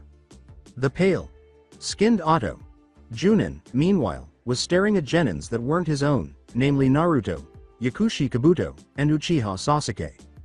The 3rd Hokage pondered as his gaze swept over all the genins that had gone by, that so many had made it this far, with the majority being rookies. He looked at the Junins behind him and said, No wonder they all nominated him." Loud enough for those standing next to him to hear. "True enough," Minato remarked, echoing the 3rd's thought. Jiraiya recollected those days and remarked, "It reminds me of the time when Minato took the examsa. He too passed the exams on his first time." While all of this was going on, Kushina remained silent and kept an eye out for kids. Anko yelled into the microphone, "Hokage Sama will now explain the 3rd test. Listen carefully," so that everyone in the room could hear. Minato was explaining the real purpose of the tests, but Naruto chose to ignore her. He never took his eyes off the pale-skinned Otto Junin. When the 3rd round proctor appeared, the blonde glanced down at the arena. The man's appearance forced Naruto to raise an eyebrow. He wore a bandana style headband and was dressed in the typical Junin uniform. but it was his overall sickly appearance and the deep bags under his eyes that drew his attention. Hayate, who coughed so much that many genins questioned whether he was fit for duty, said, "Hello, my name is, cough, Gecko Hayate and I'm the proctor for the, cough, third stage of the Chunin exams. Unfortunately, it seems that the first and second stages of the Chunin exams were too easy and we now have too many candidates. Because this, we will be holding the preliminary matches." Only one person chose to quit when the option was presented. Naruto was not surprised that Yakushi Kabuto was the one to resign. He had sensed from the start that something was obviously wrong with him. Even the proctors appeared to agree with him. The rules for this battle are simple. There are no rules, the match continues until one of you dies, out, or declares defeat. If you don't wish to get killed, quickly acknowledge your defeat. When the winner has been clearly established, I will jump in and stop the fight. If you continue to harm your opponent after the fight has declared, you may find yourself in the hospital, Hayate said while coughing and grinned at the team of genins. Pointing to a large, black screen that had been exposed, he said, "And the thing that will decide your future is that this electronic screen will randomly select 2 contestants to fight. Now, let's begin." The preliminary work had finally begun. Naruto observed the first match as it began from the upper-level balcony. Akata Yoroi vs Uchiha Sasuke. Sasuke dominated the fight from the beginning, making the match unfair. The battle between Omoi and Kintsuchi came next. Similar to the last match, Omoi's victory made this one entirely one-sided as well. Tsurugi Masumi vs Konkaru was the next bout. Unfortunately, Konkaru lost because his opponent couldn't tell the difference between him and his puppet. Naruto thought, this is becoming monotonous. As it began to roll, he glanced at the electronic board. With a sly smile, he chose to experiment. For this task, his shadow servant would undoubtedly be useful. Each of the numerous contestants' names made a dinging sound as the board flashed through them, followed by a loud beep that announced the contestants' names. Iwa's Kuretsuchi vs Leaf's Tenten and Kuretsuchi were soon standing in the center of the room, facing one another. The fifth match of the preliminaries, Kuretsuchi against Tenten. "Please step forward," Hayate stated. Lee shouted, "Yeah, go Tenten. Go." In order to avoid interfering with the fight, Hayate yelled, "Begin," and disappeared from the floor. Tenten leapt backwards, taking a kunai from her pouch and hurling it at Kuretsuchi, but the Iwa.Nin managed to avoid the jagged object. Kuretsuchi passed a number of hand seals. Fire release. Dragon fire technique. Kuretsuchi's mouth opened to release the head of a fire dragon, which sped in Tenten's direction but was evaded by the weapon mistress. Lee shouted the words, "Tenten, use the power of your youth." "That's the spirit. Keep cheering her on," said Guy. Iwa. Junin remarked that Leaf Ninja were too noisy. Iwa.Boy called out to his own teammate, "Come on, Kuretsuchi.San, show her what you're made of." With dark eyes and black hair that juts out at the back from beneath his forehead protector, he was a big boy. Iwa. Junin let out a breath. "No, Akatsuchi, you too." Then Tenten took 2 scrolls out of her pockets, placed them on the ground, and made a hand signal. "So Shoryu," she exclaimed, and 2 smoke dragons soared into the air and circled one another before the smoke cleared and it became clear that the dragons were, in fact, the scrolls. Then Tenten leapt into the air and struck the scroll's seals to call forth weapons. Before more weapons materialized as she touched the seals once more, she threw weapons down in Kuretsuchi's direction. "Earth style. Earth Dome Jutsu," exclaimed Kuretsuchi. She slammed her arms to the ground after finishing the hand sign sequence. Over her, a half dome materialized, obstructing every weapon. She swiftly drew a series of hand signals after the barrage ended and then leapt from her hiding spot. She exclaimed, "Lava style. Quicklime Jutsu," before spitting a quicklime bullet at Tenten's feet, which caused her to fall to the ground. Ino asked, "What's it?" since she had never heard or seen this kind of technique before. Shikamaru remarked, "Troublesome woman, it is a lava release." Still perplexed, Ino asked, "Lava release? What is it, Asuma, sensei?" The third Hokage's son, Asuma Sarutobi, was a tall man with olive skin, short black spiky hair, brown eyes, and a beard. He stood beside his team and smoked his cigarette. "Ino, it's a bloodline limit, a combination of fire and earth," he said. "You mean like Sharingan?" "Yes, like Uchiha's Sharingan." After saying, "Water style. Surface slicer," Kuretsuchi spit a lot of water at the quicklime, which caused it to solidify. "I'm not done yet, not as long as I can still move my arms," Tenten replied. She was a student of Guy and Leaf.nim. She was not going to give up. Tenten took out a number of shuriken and kunai and hurled them at the Iwa.nin. To ensure Tenten couldn't use her arms, Kuretsuchi sidestepped the weapons and then used a water technique and another lava technique. Hayate declared, Kuretsuchi is the winner since Tenten is unable to defend himself. Impossible! Exclaimed Lee. Akatsuchi exclaimed, yeah, way to go, Kuretsuchi. Naruto thought, let's weed out the weak one first. Nara Shikamaru and Akumo Genin faced off in the following match. It was the most strategic yet lazy match. Despite being at a disadvantage because his opponent was already aware of his jutsu, Naruto witnessed the Nara achieve a straightforward but incredibly cunning victory by using the environment. He noticed that nearly every Junin, Proctor, Cage, and some Genins appeared impressed by the victory, so it wasn't just him. Tamari faced Zaku Abumi in the following match. Zaku from the Sound Village was overconfident about his abilities, particularly those derived from his arms, so this match ended in disappointment once more. Tamari appeared beside Hayate. After saying, winner is Tamari from the sand, he turned to face Zaku's body, and the 10 minutes break to clean all this mess. Whom did I pair with now? Naruto paused to examine the kunoichi from the village of Hidden Rock. She had gray eyes and the brown hair that was common to the people of their continent. She was dressed in a battle kimono that was cut to expose her shoulders and ended at her knees. Suzumaki faced Shino Aburame in the subsequent match that was decided by the electronic board. Jiraiya questioned those gathered beside him, if I am not mistaken, isn't that Suzumaki girl of the Kamizuru clan of Iwagakure? Yes, was the third's response. This doesn't look good. Iwa's many battles with Konoha were often led by the Kamizuru clan. When Konoha's Aburame clan proved the perfect counters to the Kamizuru, their status within the village declined, said Minato. With a glance at Suzumaki, Kushina remarked, I hope she doesn't take it personally. As they descended the stairs, the Iwa girl's eyes were now squinted in a glare at her opponent. Shino, in the meantime, walked thoughtfully down the stairs. The shades he wore obscured any hint of what was on his mind. As the destruction beetles inside the Aburame's body readied themselves for combat, Naruto and the other Junin in the room could hear his code buzzing.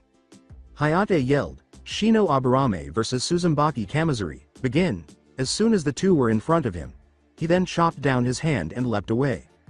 Suzumaki threw out her arm just as Hayate was 2 feet away, and 3 shuriken, with 5 bees on their tails, flew in Shino's direction. Before 10 of the beetles broke off from the wall, Shino retaliated by raising his arms and launching a small group of insects in front of him, forming a wall that stopped the shuriken. Suzume used what appeared to be tiny paper bombs to summon a huge swarm of bees while making 4 hand signals. The swarm raced in the direction of the insect wall. Before they all crashed into the wall and exploded with enough force to give the room a little tremor, they were slicing through insects in front of it. When the smoke cleared and Suzume saw Shino's severely burned and bleeding body on the ground, he grinned. But as soon as she felt 2 kunai pressing against her throat and heard a voice behind her ask, Do you yield? Her smirk vanished. Suzume looked over and saw another Shino emerge from the balcony's shadow. How? She inquired, and Shino gestured back to the location of the body. The body exploded into insects and the blood was gone. Insect clone and genjutsu combination. I was never actually in front of you, said Shino. After sighing and cursing, Suzume said, Fine, I yield.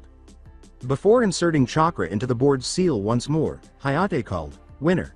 Shino Aburame. As Shino left, the insect clones that had been holding his opponent disintegrated and returned to inside his coat. Hayate glanced back as the screen beeped and exclaimed, Ino Yamanaka, Karui, you two are up. Naruto was already aware of the outcome. Regretfully, Ino failed to notice and believed. She had the ideal opportunity to demonstrate her strength as a kunoichi to Naruto during this battle. He was even invited to watch her fight. Naruto glanced at her sensei as soon as she was gone. Asuma. Sensei, I suggest you get ready to go down there and bring Ino up, since this battle won't last very long. Aren't you being a little harsh, Naruto? I know Ino isn't exactly on par with some of the other girls here, Asuma replied. But she has made some good improvements over the past few months. Let's see, Asuma. Sensei. Let's see.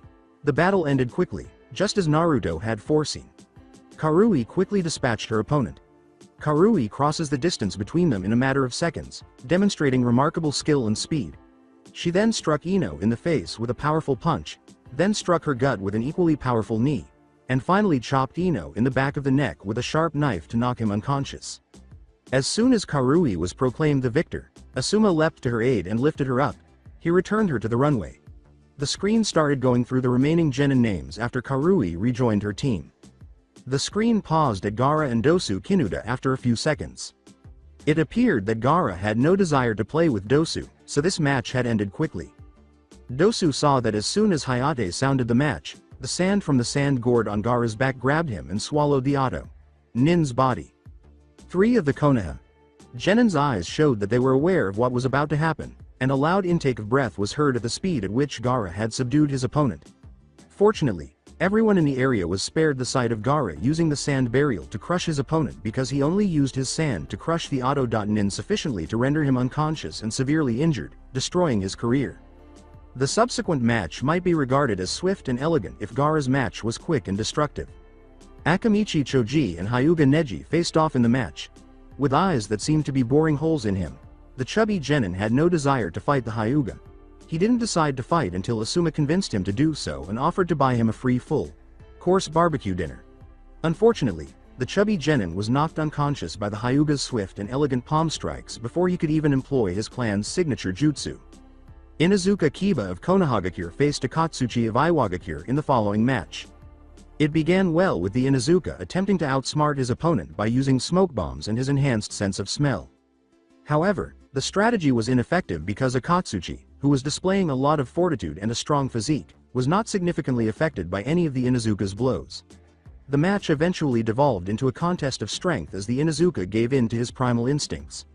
Unfortunately, Akatsuchi's golem was too strong for Fang passing, his strongest jutsu beast human body technique secret art, and the Inazuka was unable to withstand the golem's punch. 11 matches had already concluded, and 11 winners had been announced. There were only 4 genins remaining: Rock Lee, Naruto, Hyuga Hinata, and Uzumaki Natsumi. Naruto thought, "Let's see what you can do against your best friend, Natsumi."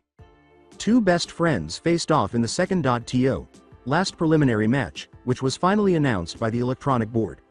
Hyuga Hinata against Namikaze. Uzumaki Natsumi. Kurenai, meanwhile, watched her student with some anxiety as she prepared to face her best friend. Although she had faith in her student's abilities, Natsumi Uzumaki, the daughter of Red Hot Habanero and the 4th Hokage, was her opponent. She was a Hinata and powerhouse who was skilled at close combat. Kakashi shut his book as well because he wanted to see the final and second.to last fight. Thus, Iwa Junin thought, the daughter of the 4th Hokage will confront the Hyuga heiress. This isn't going to be an easy fight for Natsumi, Minato wrote. Yes, Kushina said, nodding. Hinata-chan is her best friend. Many eyes were focused on the outcome of the match as Hayate called it to start. The majority of onlookers were concentrating on the 4th daughter to observe her abilities. One Hyuga Neji watched the impending fight with a slight frown on his face as he looked down at her cousin Hinata. Hinata said, I don't wish to fight you, Natsumi, because she didn't want to fight her best friend. In response, Natsumi assumed a fighting stance. Neither do I want to Hinata, but we have to see who proceeds further in the competition, she said. Start, shouted Hayate. When Hayate signaled the start of the match, Hinata's hands swiftly flipped through a few seals, activating the Byakugan and sliding into the fundamental gentle fist position. Natsumi leapt to her feet. She created 4 clones as soon as her feet touched the ground. Hurrying towards Hinata, the clones engaged her in a hand battle. The Hyuga clan, who heavily relied on the gentle fist and close quarters combat, were known to be easy targets for them.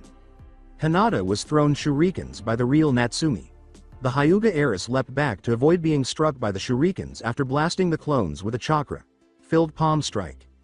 Natsumi was aware of Byakugan's advantage over her best friend. It was considered one of the 3 great dojutsu.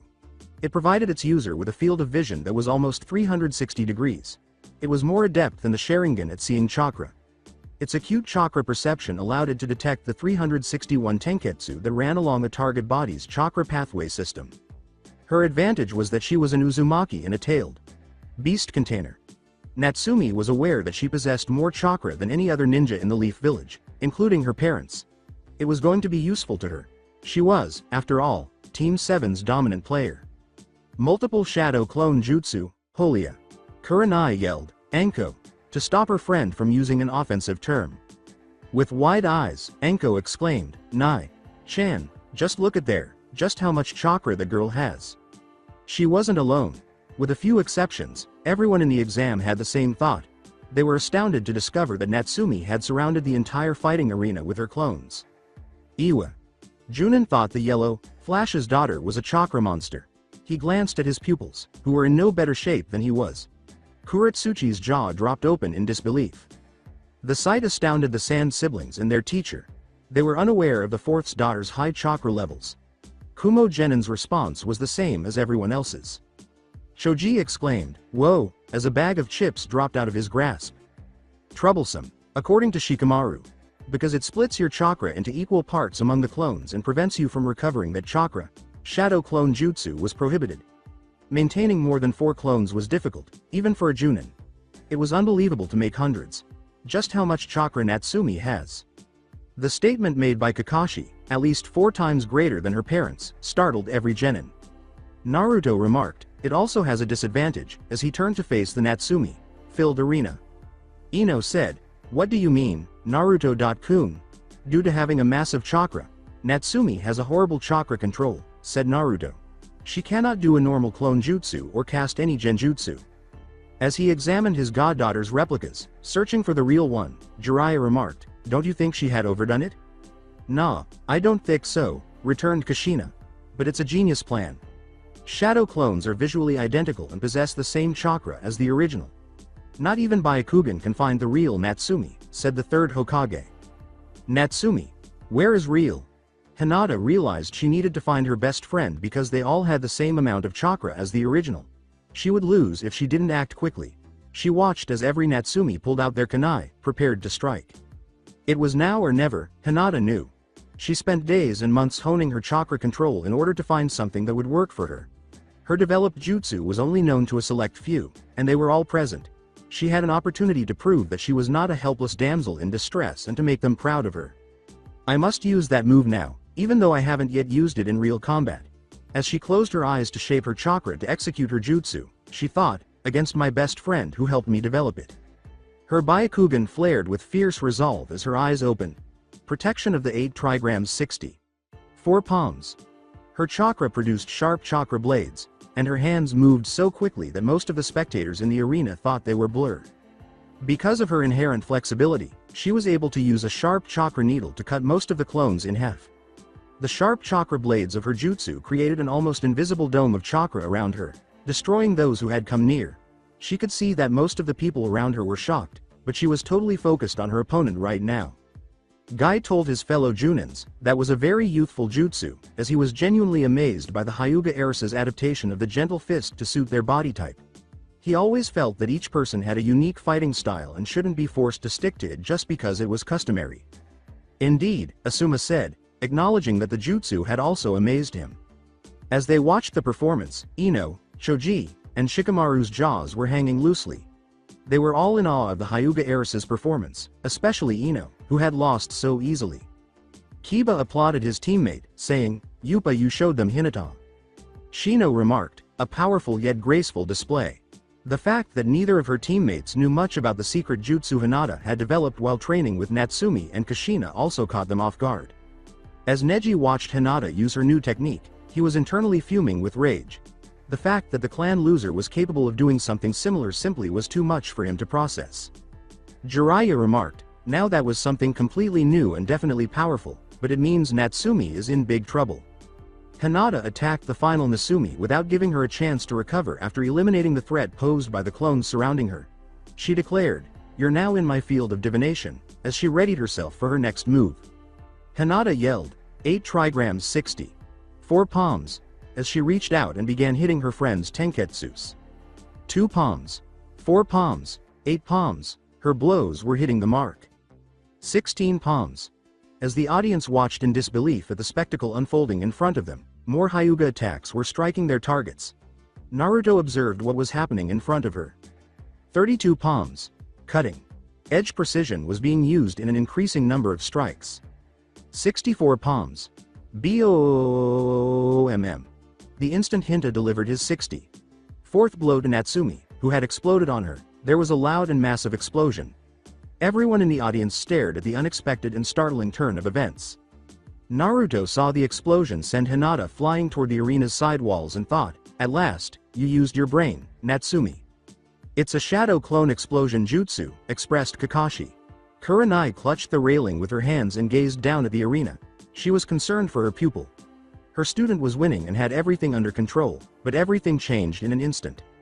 After striking the wall, Hinata let out a painful grunt. Before she could gather her thoughts, a kunai tip pressed against her neck. But how?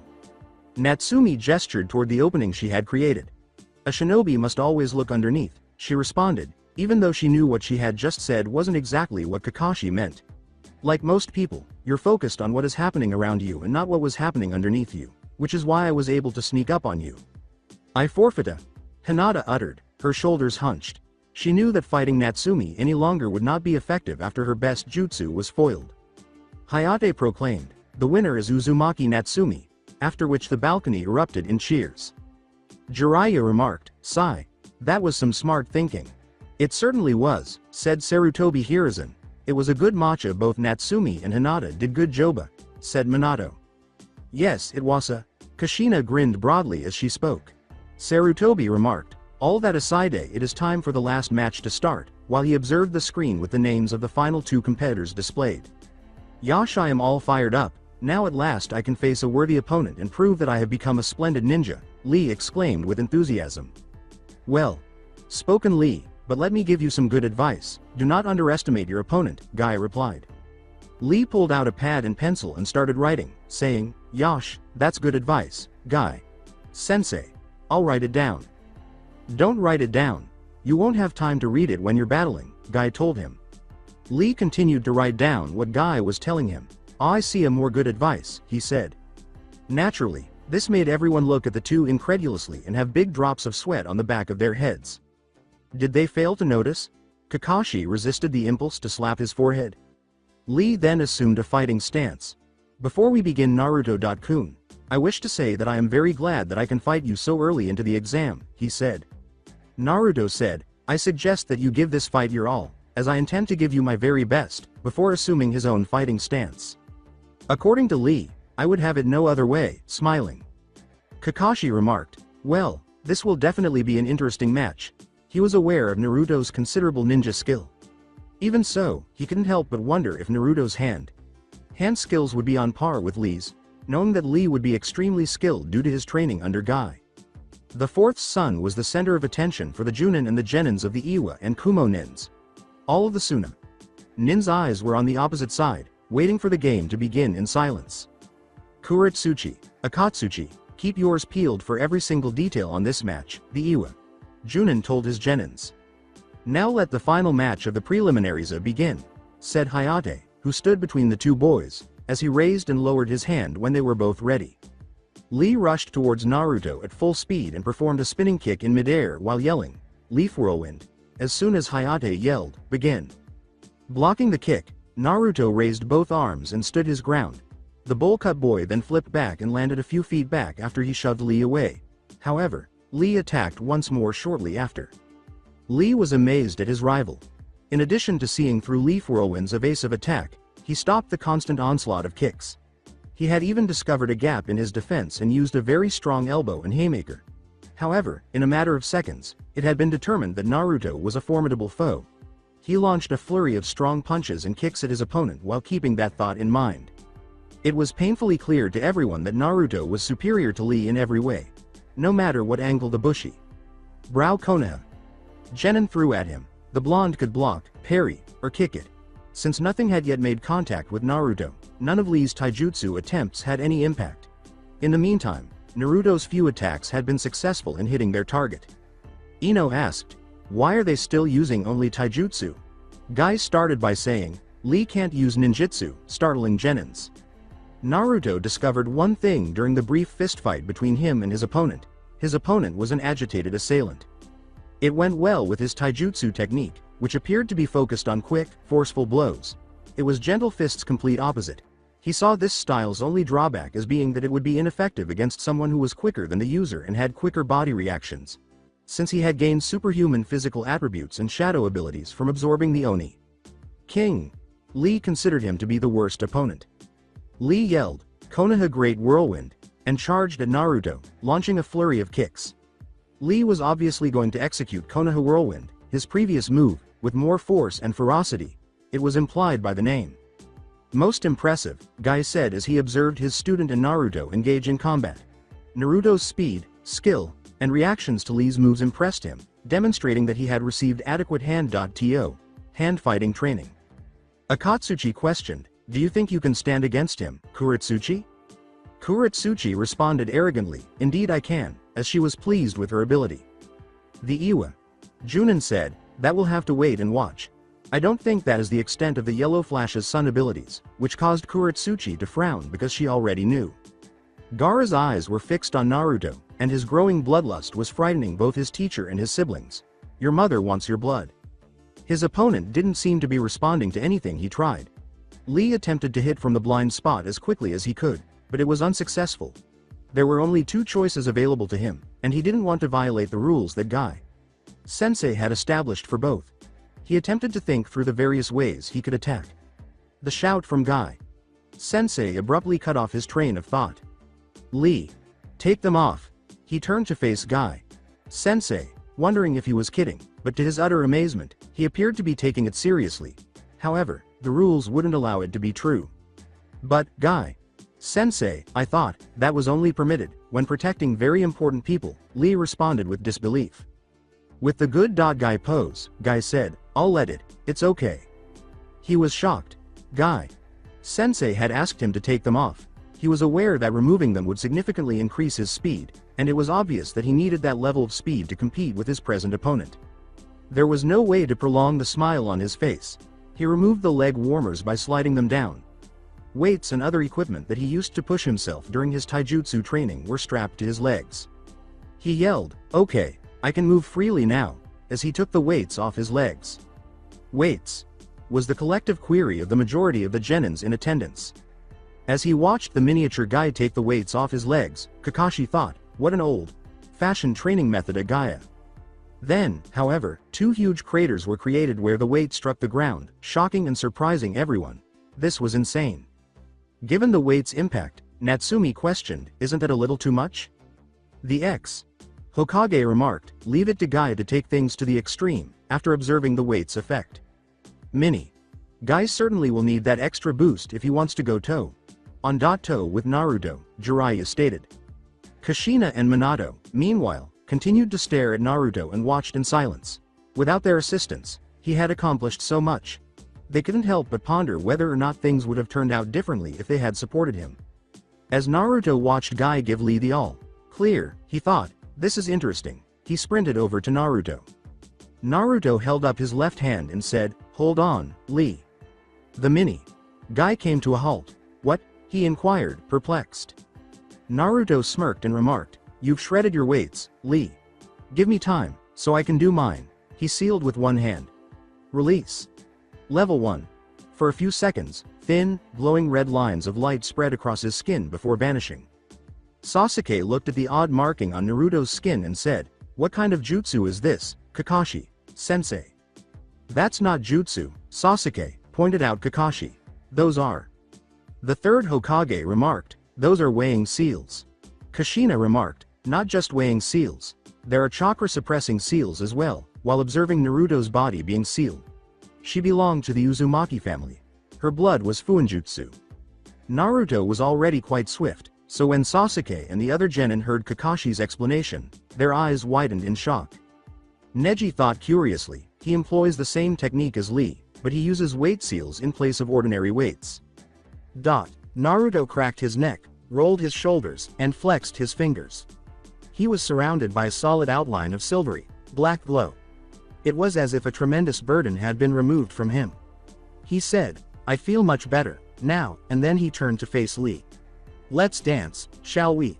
Since the weights were removed, Guy's speed had significantly increased, making him barely noticeable to the majority of the genins in the area, but Naruto could easily follow his movements. He moved at a pace that was nearly equal to Lee's as he engaged the Guy's student in a fistfight in which neither of them was prepared to concede an inch. Natsumi exclaimed, "This is crazy." as she watched in mild amazement as her brother and Lee engaged in a high-speed taijutsu battle. When Ino said, "Both of them are so fast," she sounded utterly amazed. Kiba said, "Wow, their attacks are so fast my eyes can barely keep up," and the Genins agreed. Hinata went on, "They are equal in speeds."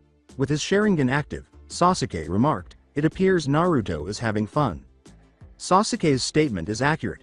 Kakashi thought, "It's obvious that Naruto is still ahead of the game." The same line of thought was running through all Junin's heads, so he wasn't alone. Akatsuchi questioned, "What about now Kuretsuchi?" Kuretsuchi responded, "Ikena," with a hint of hesitancy, since she could also see the blonde was having fun. This was fun for Naruto. This was a lot of fun, trading kicks and punches with a boy his own age, not with Zetsu or his clones, who moved nearly as quickly as he did. He could jutsu if he so desired, however, he chose not to use. The expression in the eyes was the cause. He could see that Lee had other trump cards besides the weights. There was definitely more. Even though it appeared to everyone that they were moving at the same speed and that he could hit him, Lee had a better understanding.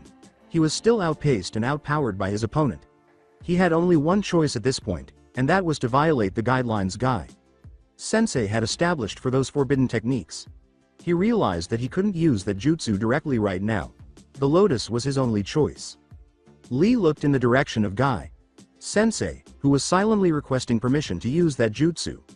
Based on the expression on Guy Sensei's face, it appeared that he was thinking the same thing. When he got the permission, a big smile came to his face that he couldn't control. As he began to unroll his bandages, he was blind to the predatory smile on his opponent's face. When he was ready to perform the jutsu, he charged at his opponent with newfound energy. Lee refrained from charging at his opponent. Given his increased speed and quicker reaction time, Naruto might have been able to avoid his attack. Since the Renge is a two-edged sword, he didn't want it to happen. Lee kept that in mind as he ran circles around his opponent, who watched his movements in silence. He charged at Naruto after a sudden movement in which he was running circles around his opponent. He was able to successfully plant a vicious kick on his jaws, which kicked the boy upwards. He appeared directly behind his opponent, who was climbing higher, using the shadow of the dancing leaf. But he was totally unprepared for what came next. He was ready to apply the bandages so that Naruto could perform the front lotus jutsu. Then it occurred. He saw Naruto set his feet down on a rectangular, black platform of some sort. The blonde boy turned to face him. A chakra enhanced palm thrust struck his stomach before he could react, sending him reeling to the ground. Naruto gathered chakra in his fist and descended Lee. Lee was only able to avoid Naruto's attack because he had opened the first gate, the gate of opening, in order to perform the front lotus. Naruto released the chakra he had collected as soon as his fist struck the ground. Following that, a huge explosion occurred, sending Lee hurtling backward into the stone hands and filling the arena with dust. Lee was barely able to propel himself back up to the top of the hands and avoid colliding with the wall due to the explosion's tremendous force. Hayate, the match referee, was also affected by the attack and had to leap up to the catwalks in order to escape. The Chunin examiner was astounded by the incredible power all from a single punch. The punch was so powerful that it literally shook the arena's walls and ceiling and sent a huge shockwave around the venue, forcing everyone to cover their faces. Anko grinned and remarked, "I thought this year's exam was going to be boring." Karui screamed in shock, "Is he trying to bring the whole place down on top of us?" "This is nuts," Omoi exclaimed, struggling to maintain his composure due to the shaking. Most of the spectators were left in complete awe of the arena's condition when the shaking eventually stopped and the dust surrounding it finally settled. While the entire arena floor had been crushed by the excessive shock of his attack, leaving it in ruins, Naruto stood in the center of a tiny crater there. "Minato, your son is full of surprises," Jiraiya remarked, grinning amusingly. Kushina pointed to the black platform and said, "Minato-kun, did you see it?" "Yes," Minato replied. "Never saw something like it before." Jiraiya questioned his sensei, the professor, Shinobi no Kami, the third Hokage, Sarutobi Hiruzen. "Had any of you ever see anything like it, sensei?" "No," replied the third Hokage. When he saw how much Naruto's strength resembled that of his pupil Tsunade, he was shocked. "But there is one thing I can tell you. Minato, Kushina, your son has excellent chakra control." Natsumi began. "I knew Naruto. Chan was strong, but this Issa, but was unable to complete her sentence." Sasuke flashed a jealous rage in his Sharingan eyes. "For him, Witnessing this display of overwhelming power was like salt on an open wound. It only demonstrated Naruto's strength and his superiority. For the first time in her life, Ino was completely speechless and still in shock. She was not much better than her fellow genins. What in the hell has Konoha been teaching its genin? This must be some sort of nightmare. The Iwa. Junin reasoned that if that boy was already this strong, it was impossible to predict how strong he would grow to be. How can this be? Baki pondered, who had been utterly stunned by Naruto's display of power. This will undoubtedly have an impact on our plan. The siblings of Sand had left Gaara. He is the one, I'm sure of it, mother, he is the one who will give me the fight I want. According to Kakashi, this fight has certainly taken an interesting twist, attracted attention, but I think it is over for Lee. Kakashi covered his Sharingan eye with his Hite. And slid it back down. The boy's attempt to use the front lotus had failed, and he was aware that he was in excruciating pain right now, which would make it impossible for him to move in addition to the injuries he sustained from the backlash of being so close to the attack. Natsumi said, "What do you mean, sensei?" While gritting his teeth in exasperation, Guy said, "The lotus jutsu is a double-edged sword." Kakashi continued where Guy had left off, "It's a forbidden technique. All the high-speed movement causes a strain on the legs and body right now. He must be feeling so much pain. He can barely move a couple with the injuries and paralysis from the backlash of Naruto's attack." It was obvious that Lee was totally outmatched, so there was no way for anyone to reply. It was impossible for Guy not to feel sorry for Lee. Despite his disability, the boy never gave up on himself and worked hard to become a respected ninja. He was up against the brilliant fourth Hokugezan, the finest of his generation, and this was his chance to prove himself. He had taken the Genins and Junins by surprise during the battle, and his skills had undoubtedly won them respect. However, his opponents were always 2 steps ahead of him, making all of his skills seem insignificant. He was curious about the impact this would have on his life. Guy's and everyone else's eyes snapped to attention as they saw Lee get to his feet, appearing prepared for battle with a faint smile on his face. "What is going on?" "Lee is smiling," Ino exclaimed, utterly shocked by Lee's abrupt transformation. The next words he said startled the one-eyed Junin beside him, and only Guy appeared to comprehend what that meant. The lotus of the leaf blooms twice. Naruto was a little taken aback to see Lee standing up again and appearing prepared for battle. The pain he was experiencing seemed to go away, as did all of his weariness. Naruto reasoned that this was the only way to open the inner gate. 8 distinct locations on a person's chakra pathway system were known as the 8 gates. They restrict a person's body's overall chakra flow. The 8 inner gates were the gate of openings, the gate of healing, the gate of life, the gate of pain, the gate of limit, the gate of view, the gate of wonder, and, lastly, the gate of death. However, there is a disadvantage. Naruto noticed that Lee's skin had turned red and that he was glowing green. Each time the inner gates are opened, the user's body is put under increasing strain, but the strength granted is exponentially increased. He turned red as Lee yelled, "The third gate, the gate of life, open. It seems as though you are a more than worthy opponent, Naruto-kun, so I will take this seriously." They all agreed on one thing. The match had transcended the realm of a mere duel between 2 genins. However, it had just advanced to a new level as it watched Lee get ready to open the 8 inner gates. Minato stated gravely, "I know it's the job of the Junin Sensei to decide what to and not to teach their charges. But I will have a word with Guy later to make him understand when such jutsus are to be used, with Jiraiya and Sarutobi concurring." "How many, Guy?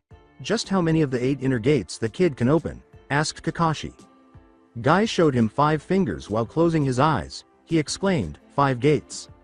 Kakashi gazed at Guy as if he were insane. "You of all people should know how truly dangerous that technique is," said the man. "That boy has something he absolutely values. He wants to achieve his dream so badly. I warned him of the dangers of what I taught him. He didn't care. He said he was willing to die to achieve that dream of Hisa. That's why I taught it to him with caution. I want to help him become someone who is able to stand up to his beliefs. I had to do it," Guy responded. Kakashi appeared enraged and shocked. Sasuke wanted to learn more about Lee's method, so he asked, "What are the 8 inner gates? I might be able to kill him with this method." "It's very strong technique. If all 8 are opened, the user becomes physically stronger than any human could otherwise manage for a few minutes," Kakashi said. "Then you drop dead on the spot." When Lee yelled, "Fourth gate, the gate of pain, open," everyone turned to face him, expecting him to attack, but many were taken aback as his chakra strength continued to grow. Kakashi said, You have to stop this madness, Guy, because he didn't want to witness the death of the exceptionally gifted genin for no reason. As Lee unlocked the fourth gate of pain, Naruto watched with a raised eyebrow. The boy's body could not withstand the force of opening the gates, as evidenced by the blood streaming down his nose and his intensely painful face. Forget about the consequences. Lee rushed toward him.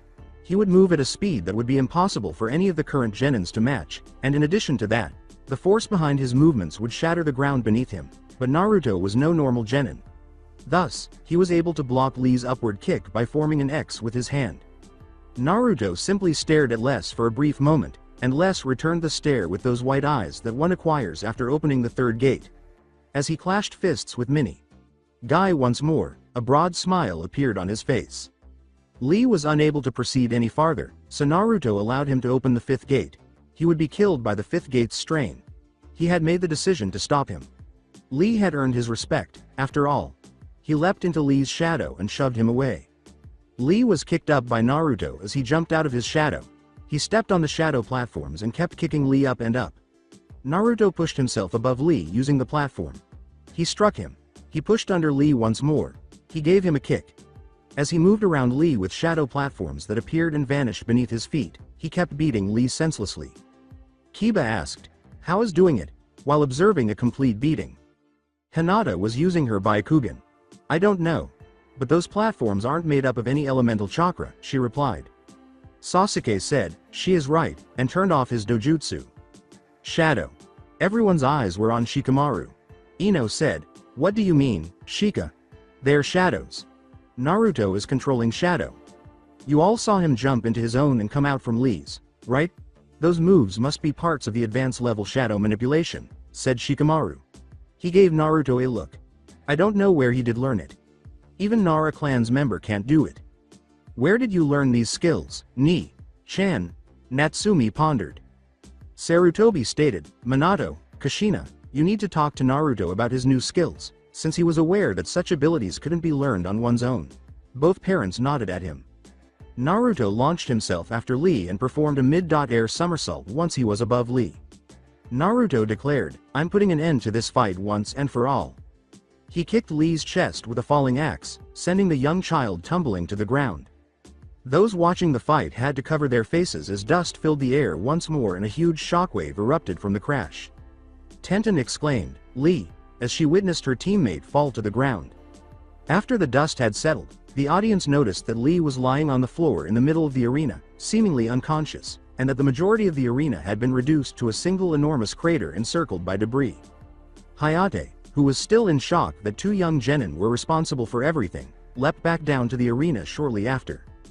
The sickly looking examiner exclaimed, "What a battle," as he jumped at the condition of the arena.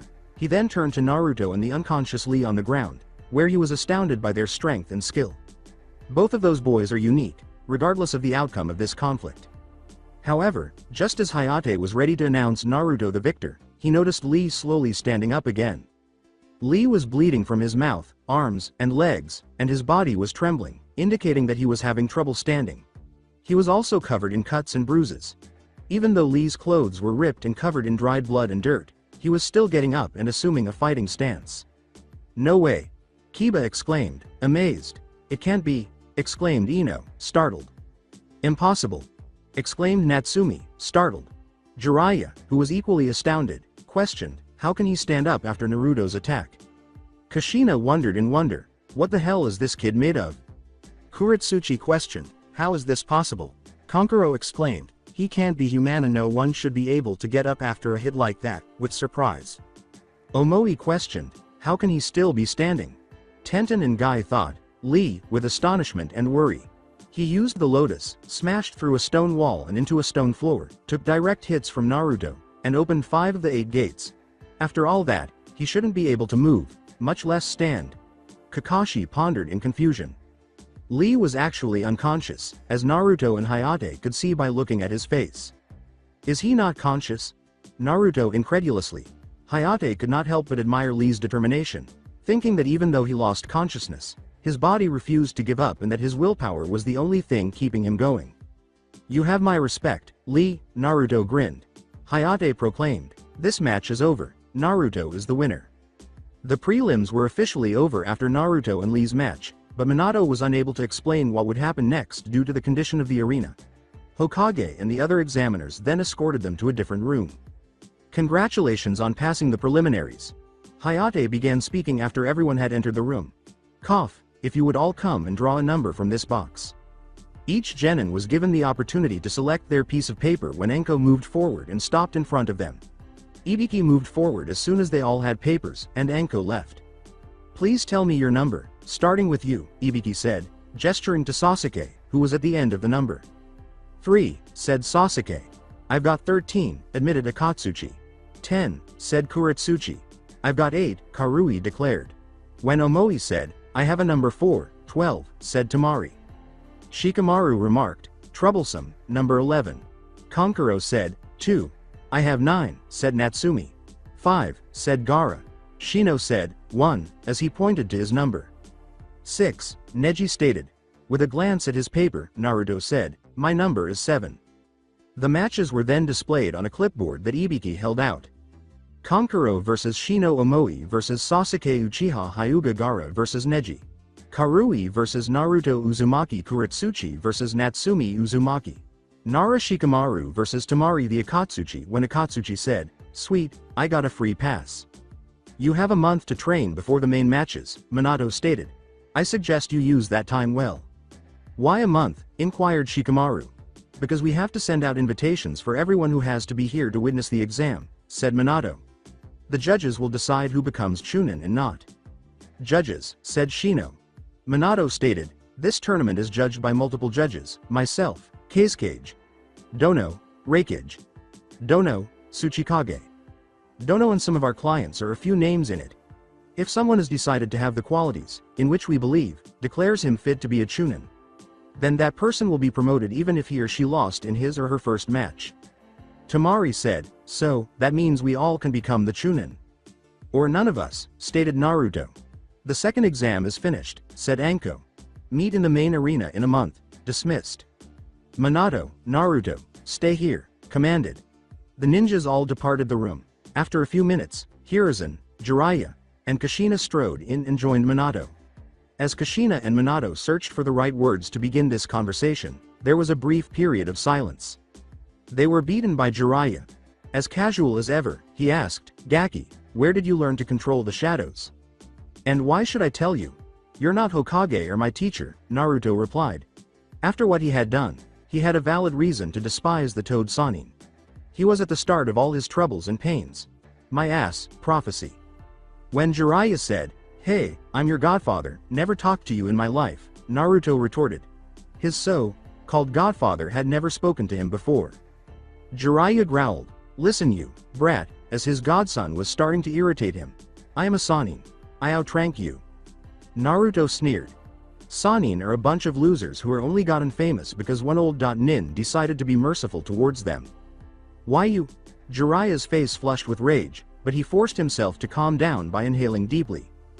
Jiraiya, that's enough, said the third Hokage. Let Minato, Kushina handle this. Knowing that his teacher had made things worse, Minato sighed. Naruto, who taught you the advanced shadow manipulation? Asked he. Even the members of the Nara clan cannot accomplish the things you can do with the shadow, Kushina inquired cautiously. Where did you learn it? What the heck? Let me go, screamed Natsumi, and suddenly everyone could hear her voice. A man dressed as a shinobi, who was extraordinarily large and muscular, pulled Natsumi through the closed door and into the room. Using her collar, he raised the 9 tails container off the ground. The man was very strong, but Natsumi was attempting to free herself from his clothing. When she had been attempting to listen in on her brother and parents' conversation, he had taken her by surprise. Jiraiya, Kushina, and the Hokage all instantly assumed the fighting stance. Since the man had Natsumi as a hostage, they had to handle this extremely carefully. His red eyes and grayish blue skin were highly unusual for a human. However, the ninja world was full of oddballs. Kisame Hoshigaki, who had blue skin and gills, was the example. Hiruzen narrowed his eyes and said, who are you? After failing to receive a response, Minato said, just let my daughter go. We can solve the matter peacefully. Suddenly, Naruto said, it is your answer. Jiraiya, who was still upset that the student's son had chosen to speak at the wrong moment, said, what do you mean, brat? Natsumi was dropped by the man. The girl with the red hair landed on her butt. Minato appeared beside his daughter in a flash. As Kushina's sword slashed downward at her daughter's kidnapper, he grabbed her and fled. To everyone's surprise, the man just vanished into the darkness and emerged next to his master Naruto. Naruto said, "Hold on, he is my summon," before they could draw any conclusions. Jiraiya smelled something fishy about this and asked, "Summon? What kind of summoning animal is he?" Naruto replied, "A very rare one, I think," and then turned to face Minato. "And you already know that with a summoning contract comes with their special jutsus. Shadow manipulation is one of them." Minato inquired, "Where did you get this contract?" With his teeth clenched, Naruto declared, "I found on the wave mission." Before accepting it, Minato gave his son a critical glance. Their already shaky relationship would be destroyed if he made him tell everything. Naruto said, "Can I go, Hokage Sama?" Because he couldn't stay here any longer. Jiraiya was there as well, if his former family wasn't enough. "Yes, you can go," Minato replied that. The shadow ascended and encircled Naruto and his attendant, drawing them downward onto the ground. Hiruzen turned to Minato after they had left. He lit his pipe and took 2 puffs. He questioned, "Do you believe him?" "For now, yes," Minato replied, "but I'll talk toads. Probably, they know about his summoning contract." Commenting, "Ni-chan has cool summons," Natsumi said. Jiraiya said, "You also have a cool summons, Natsumi. Remember toads, right away." Natsumi said, "Toads are lame," while folding her hands.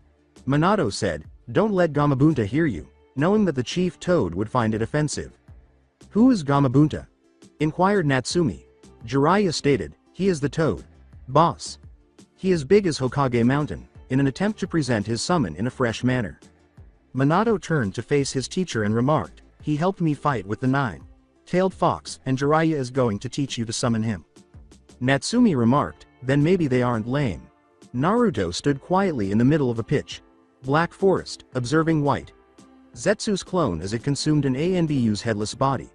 On either side of him, 2 tall, pointed-headed men with 1 red-eyed, glowing eyes stood guard. They wore black garments with dark red belts, and in place of fingers they had 5 enormous, razor-sharp claws. They had pointed legs, too. "As if Minato's dogs weren't enough, now I have to deal with Danzo's dogs also," said the man. His servants had captured Danzo's small spy outside the room in addition to Natsume. Black Zetsu arose beside Naruto and remarked, "That old war hawk is a pain in the ass sometimes." They were silent for a while before Kaguya's will said, "Why do you want to meet me?" To Zetsu's surprise, Naruto said, "I want you to tell Tobi about my wood-release bloodline." "Why?" For a brief moment, the third Hokage and his visitor exchanged glances without speaking. The 2 of them were silent for a moment before he said, "Tsunade, it's been a long while." Tsunade responded to her former sensei, "Yes it has, Sarutobi. Sensei, she was regarded by many as the sucker, one of the fabled Sannin, and had the appearance of someone in her late 30s. Her straight blonde hair parted above her forehead, and her eyes were brown. Her hair reached her lower back, with shoulder-length bangs framing her face." Her teacher inquired, "Where is Shizune?" "Out. To meet her friends," Tsunade informed her. She jerked her thumb over her shoulder and said, "Tell me, sensei. What's so urgent that you sent this pervert to look for me?" Jiraiya remarked, "So you've been aware of me since the beginning. I can sense your lust from here." Jiraiya's expression faltered. Sarutobi let out a sigh. "There's a problem with my instruction. Tsunade is a heavy drinker and gambler. Pervert, that's what Jiraiya is. And Orochimaru, his final pupil. I could write about him in a book." "Sensei," called Tsunade's instructor. "Wait for a minute, Tsunade," Hiruzen said. A knock on the door prompted Minato and Kushina to come in. Minato grinned. "Tsunade. Heim." The greeting was, "Nice to see you again, Tsunade," Kushina said. Tsunade grinned and said, "Minato, Kushina, it's good to see you again." Her relative nodded when she asked, "How are your children?" "Their names are Natsumi and Naruto, right?" The only reason Kushina had consented to return to the village was to see her kids. "I really want to meet them. They were her only surviving relatives." Hiruzen said, "You will meet them later, but first," and sealed 2 hands. For a moment the room was glowing purple. "Silencing jutsu?" Tsunade asked, acknowledging the jutsu. "So this is serious?" "Yes, it is," Hiruzen said solemnly. gesturing for Jiraiya to inform her. My spy network in Sand Village has informed me about their upcoming attack on our village, Jiraiya said. Sand alone don't have enough strength or manpower to do that, Tsunade continued. So who are helping them? Iwa? Kumo? Minato told her, Sound Village, they have planned to attack us in the final of the Chunin exam. Tsunade looked at the spymaster of the Leaf and said, never heard about Sound Village before, who is the leader? Jiraiya remarked, I suspect it is Orochimaru, it's been difficult keeping an eye on his activities. The damned snake knows ways of covering his tracks, and he often relocates from one base to another. Everyone in the office fell silent for a moment. The Senju princess was attempting to take in everything. She turned to face her instructor. You should have killed him. Hiruzen looked down and remarked, it's not easy to cut bonds you made. His embarrassment was Orochimaru. The biggest error of his life. Tsunade. Sama, I want you to retake the position of head of Leaf's medical department. Your village needs you, Minato said in an attempt to shift the conversation. Minato, I don't know if I can do that. In this village, I have very painful memories. I'm sorry, Tsunade responded. But I'll help you in the upcoming invasion. Minato said, it's okay. You have a month to consider it. Kushina exclaimed with joy, and you and Shizune are staying with us in our clan compound, Natsumi. Shan will be happy to meet you. What about your son? Isn't he going to be happy to meet me? Replied Tsunade. She squinted at her teammate and said, or Jiraiya is his favorite. If Kushina answered, yes, she clenched her fists and prepared to beat Jiraiya. Did he corrupt my godson with his perverted antics? She asked. He doesn't live with us anymore, Kushina said with regret. Why? Minato handed her a file and said, Tsunade. Sama, there is something I want you to do for me. I want you to perform a physical examination on him. Tsunade examined the document. It was her godson Naruto's medical file. She started reading the document. Her face showed a range of emotions as she turned the pages. After she was done, it finally settled on anger. What is this, Minato? Chakra poisoning, blood loss, head injuries, and many more. With all of this, Naruto shouldn't be alive or completely healthy. She glanced at Kushina. Kushina, where is your son? Tsunade, clam down. I'm assured that Naruto is alive and perfectly healthy, said the third. He was aware that collateral damage was the equivalent of an enraged Tsunade. She was somewhat calmed by it, but her anger persisted. She said, Kushina, how did this happen? It's all started with Toad's prophecy, Kushina said right at the start. Tears started streaming down her cheeks as she processed her story. She was sobbing in her husband's hands when she was done. He hates us. Tsunade had become furious, not angry. Both of you deserve it, she growled. In an attempt to shield them, Jiraiya said, Tsunade. It isn't a. Shut up, idiot. It's all happened because of you and your stupid prophecy, Tsunade said. She looked at both parents. Minato, I thought you were a genius, but you are more idiot than your teacher. And Kushina, you are an Uzumaki. If Grandma Mito was alive, what would she think about you? It's perfectly normal for parents to favor one child or another at one time or another, but both of you just ignored one. You rejected his existing. For what? A stupid prophecy. But prophecy has changed. Ida? Tsunade interrupted Jiraiya once more. The slug. Sanin yelled, shut up, Jiraiya. Prophecies aren't predictions of the future. Hiruzen remained silent. Tsunade was the ideal person to convey that information to Minato, Kushina, and his pupil Jiraiya. Tsunade looked over at her instructor. Sensei, where is Naruto, now? I want to check his physical and mental health. There is no way anyone can get up from that accident without any mental and physical ensue. According to Sarutobi, he is training with one of his teachers. There is one thing you should know about him. What is it? He can use the wood release like Hashirama Senju. What? Naruto scanned the hand seals. Wood release. Tracking fang technique.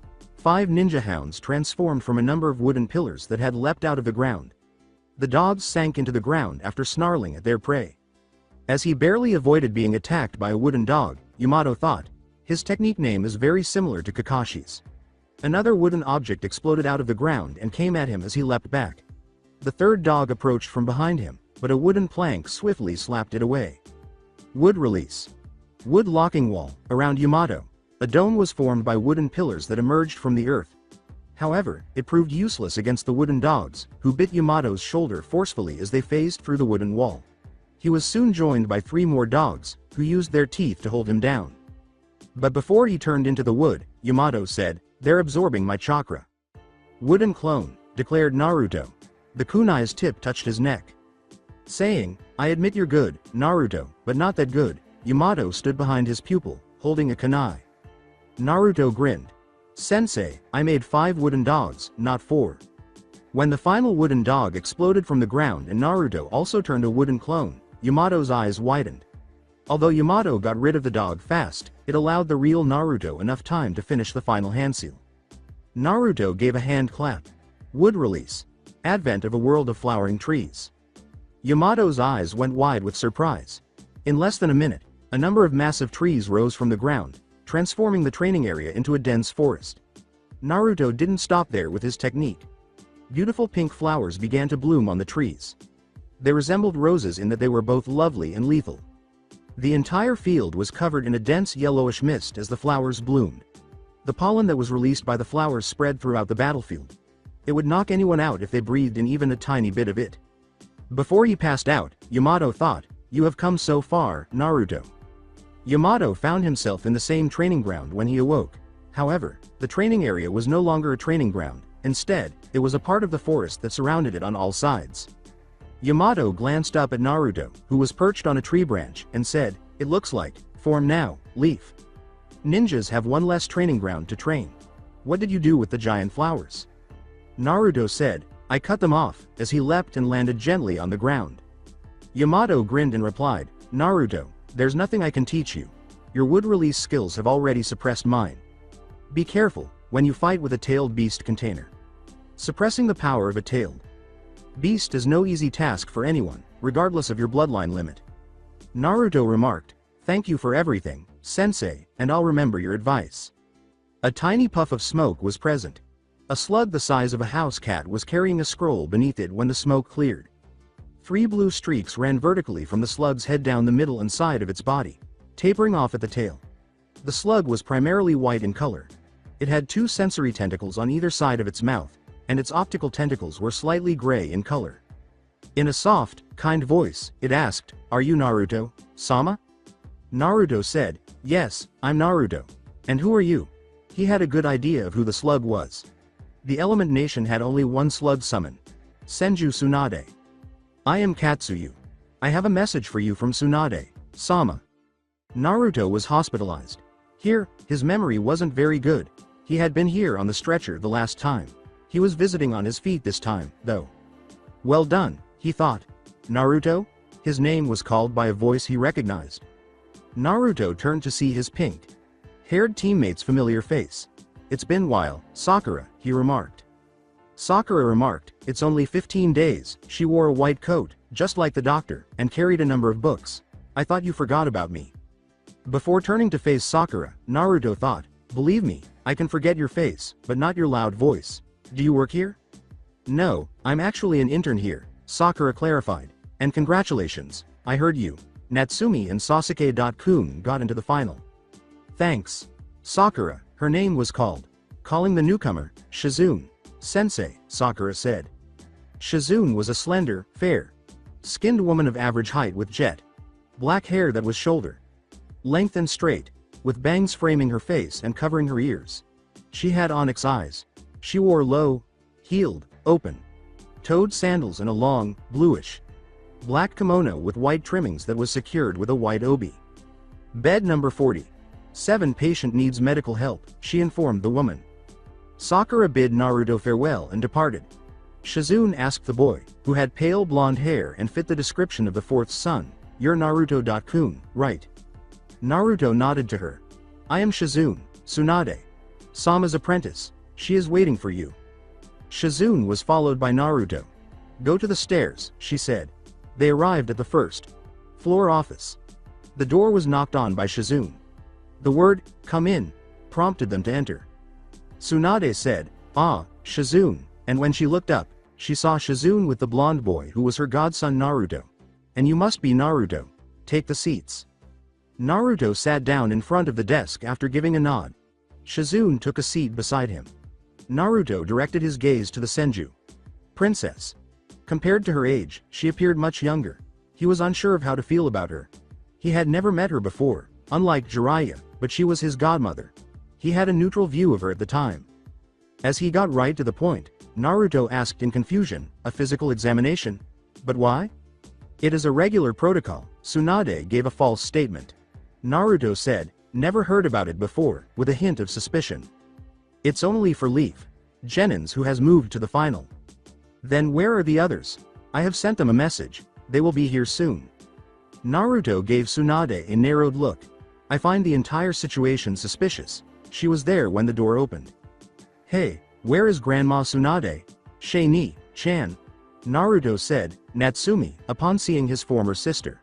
Tsunade thought, perfect timing, Natsumi, before realizing what the brat had called her. She yelled, "Stop calling me grandma, brat." "But you're old," put Kushina in response. "Stop calling me old." Naruto and Shizune both started to perspire after witnessing their actions. Shizune got up and made the decision to end this useless dispute. She took Natsumi's hand and pulled her from the room, saying, "Let's go for your physical examination." "Hey, stop pulling me," exclaimed Natsumi. To calm herself, Tsunade inhaled deeply. She is undoubtedly influenced by Kushina. Her gaze shifted to her godson. Naruto also inherits his father's traits.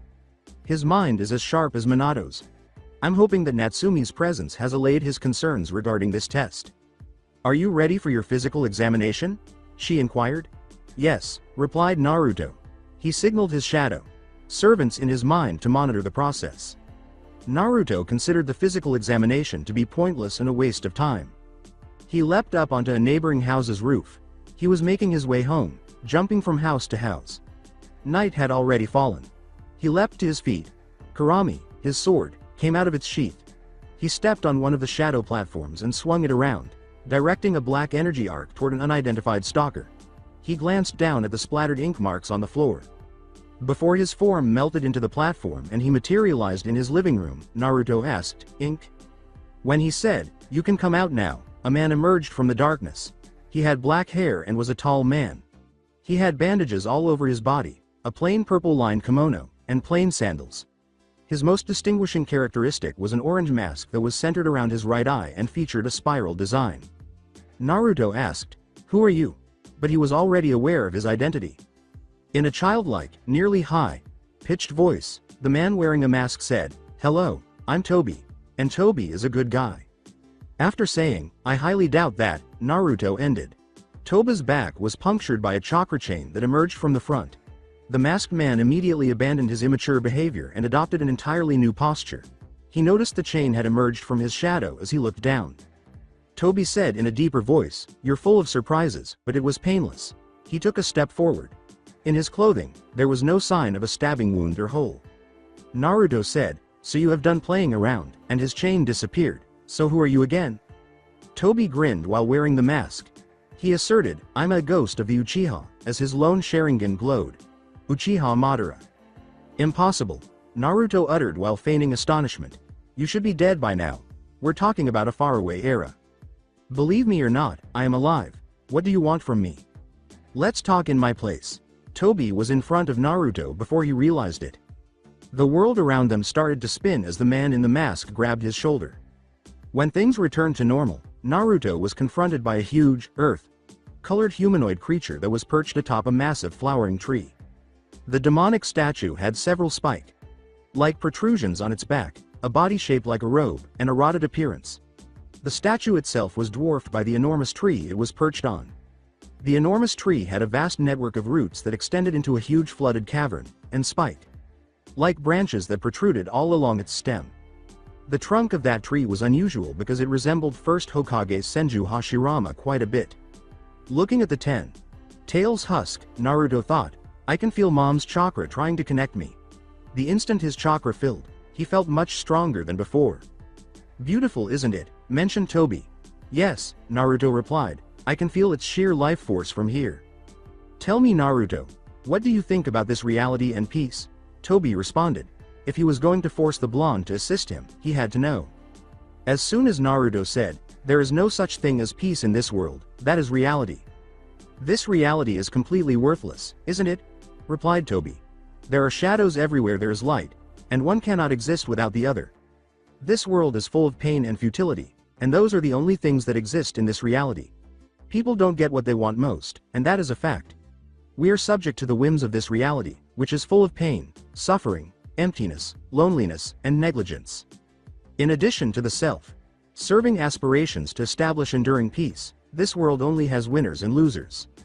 However, when anger permeates the world, there can be no peace. Everything I have said is nexuses, bound together by an unbreakable chain that keeps adding links to itself. The chain cannot be broken because we all wear it. The self-serving desire for peace will only last a short time. War will rise. Hatred is born from the protection of love, and more hatred will follow like vultures. The chain isn't worn enough to break. Normally. Without a word, Naruto just stood and listened. Faked.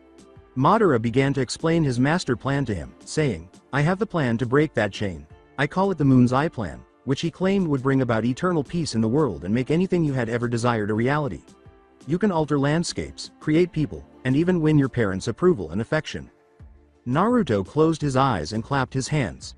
Tobi watched in awe as enormous trees emerged from the earth, twisting and turning as they encircled Hashirama's artificial body. A massive tree that started to grow, spreading its branches and releasing leaves. Tobi believed that this was the wood release's actual power. I don't need anything from them, Naruto replied. What I want is crush their dreams they work for. Under his mask, Tobi thought, this is better than I expected. We can help each other. I'll teach you. I'll grant you the authority you seek. Under the guidance of Uchiha Madara, you will become a force of nature. However, I anticipate your assistance with my plan in exchange. I will help you only if you fulfill your word, Naruto said after a minute of silence. Everything had gone as planned, and he was inside the small group that Black Zetsu had formed to help their mother recover. Excellent. You are my student as of right now. Tobi smiled slightly and said, the Leaf Village is a long way away from here, Naruto. I'll give you a ride. Naruto said, don't worry, I'll manage, as his shadow encircled his body. Another pawn has joined the chessboard, Tobi said, observing his new pupil depart via a portal. Don't you agree? You are a fool. My brother has always been on the board, but not as a pawn, but as a queen. Black Zetsu emerged from the ground next to Tobi. It didn't say anything, just watched Tobi. So that's it for today. I hope you guys enjoyed it. Don't forget to like, share and subscribe to the channel for more awesome stories like this. Thank you. See you all in my next video.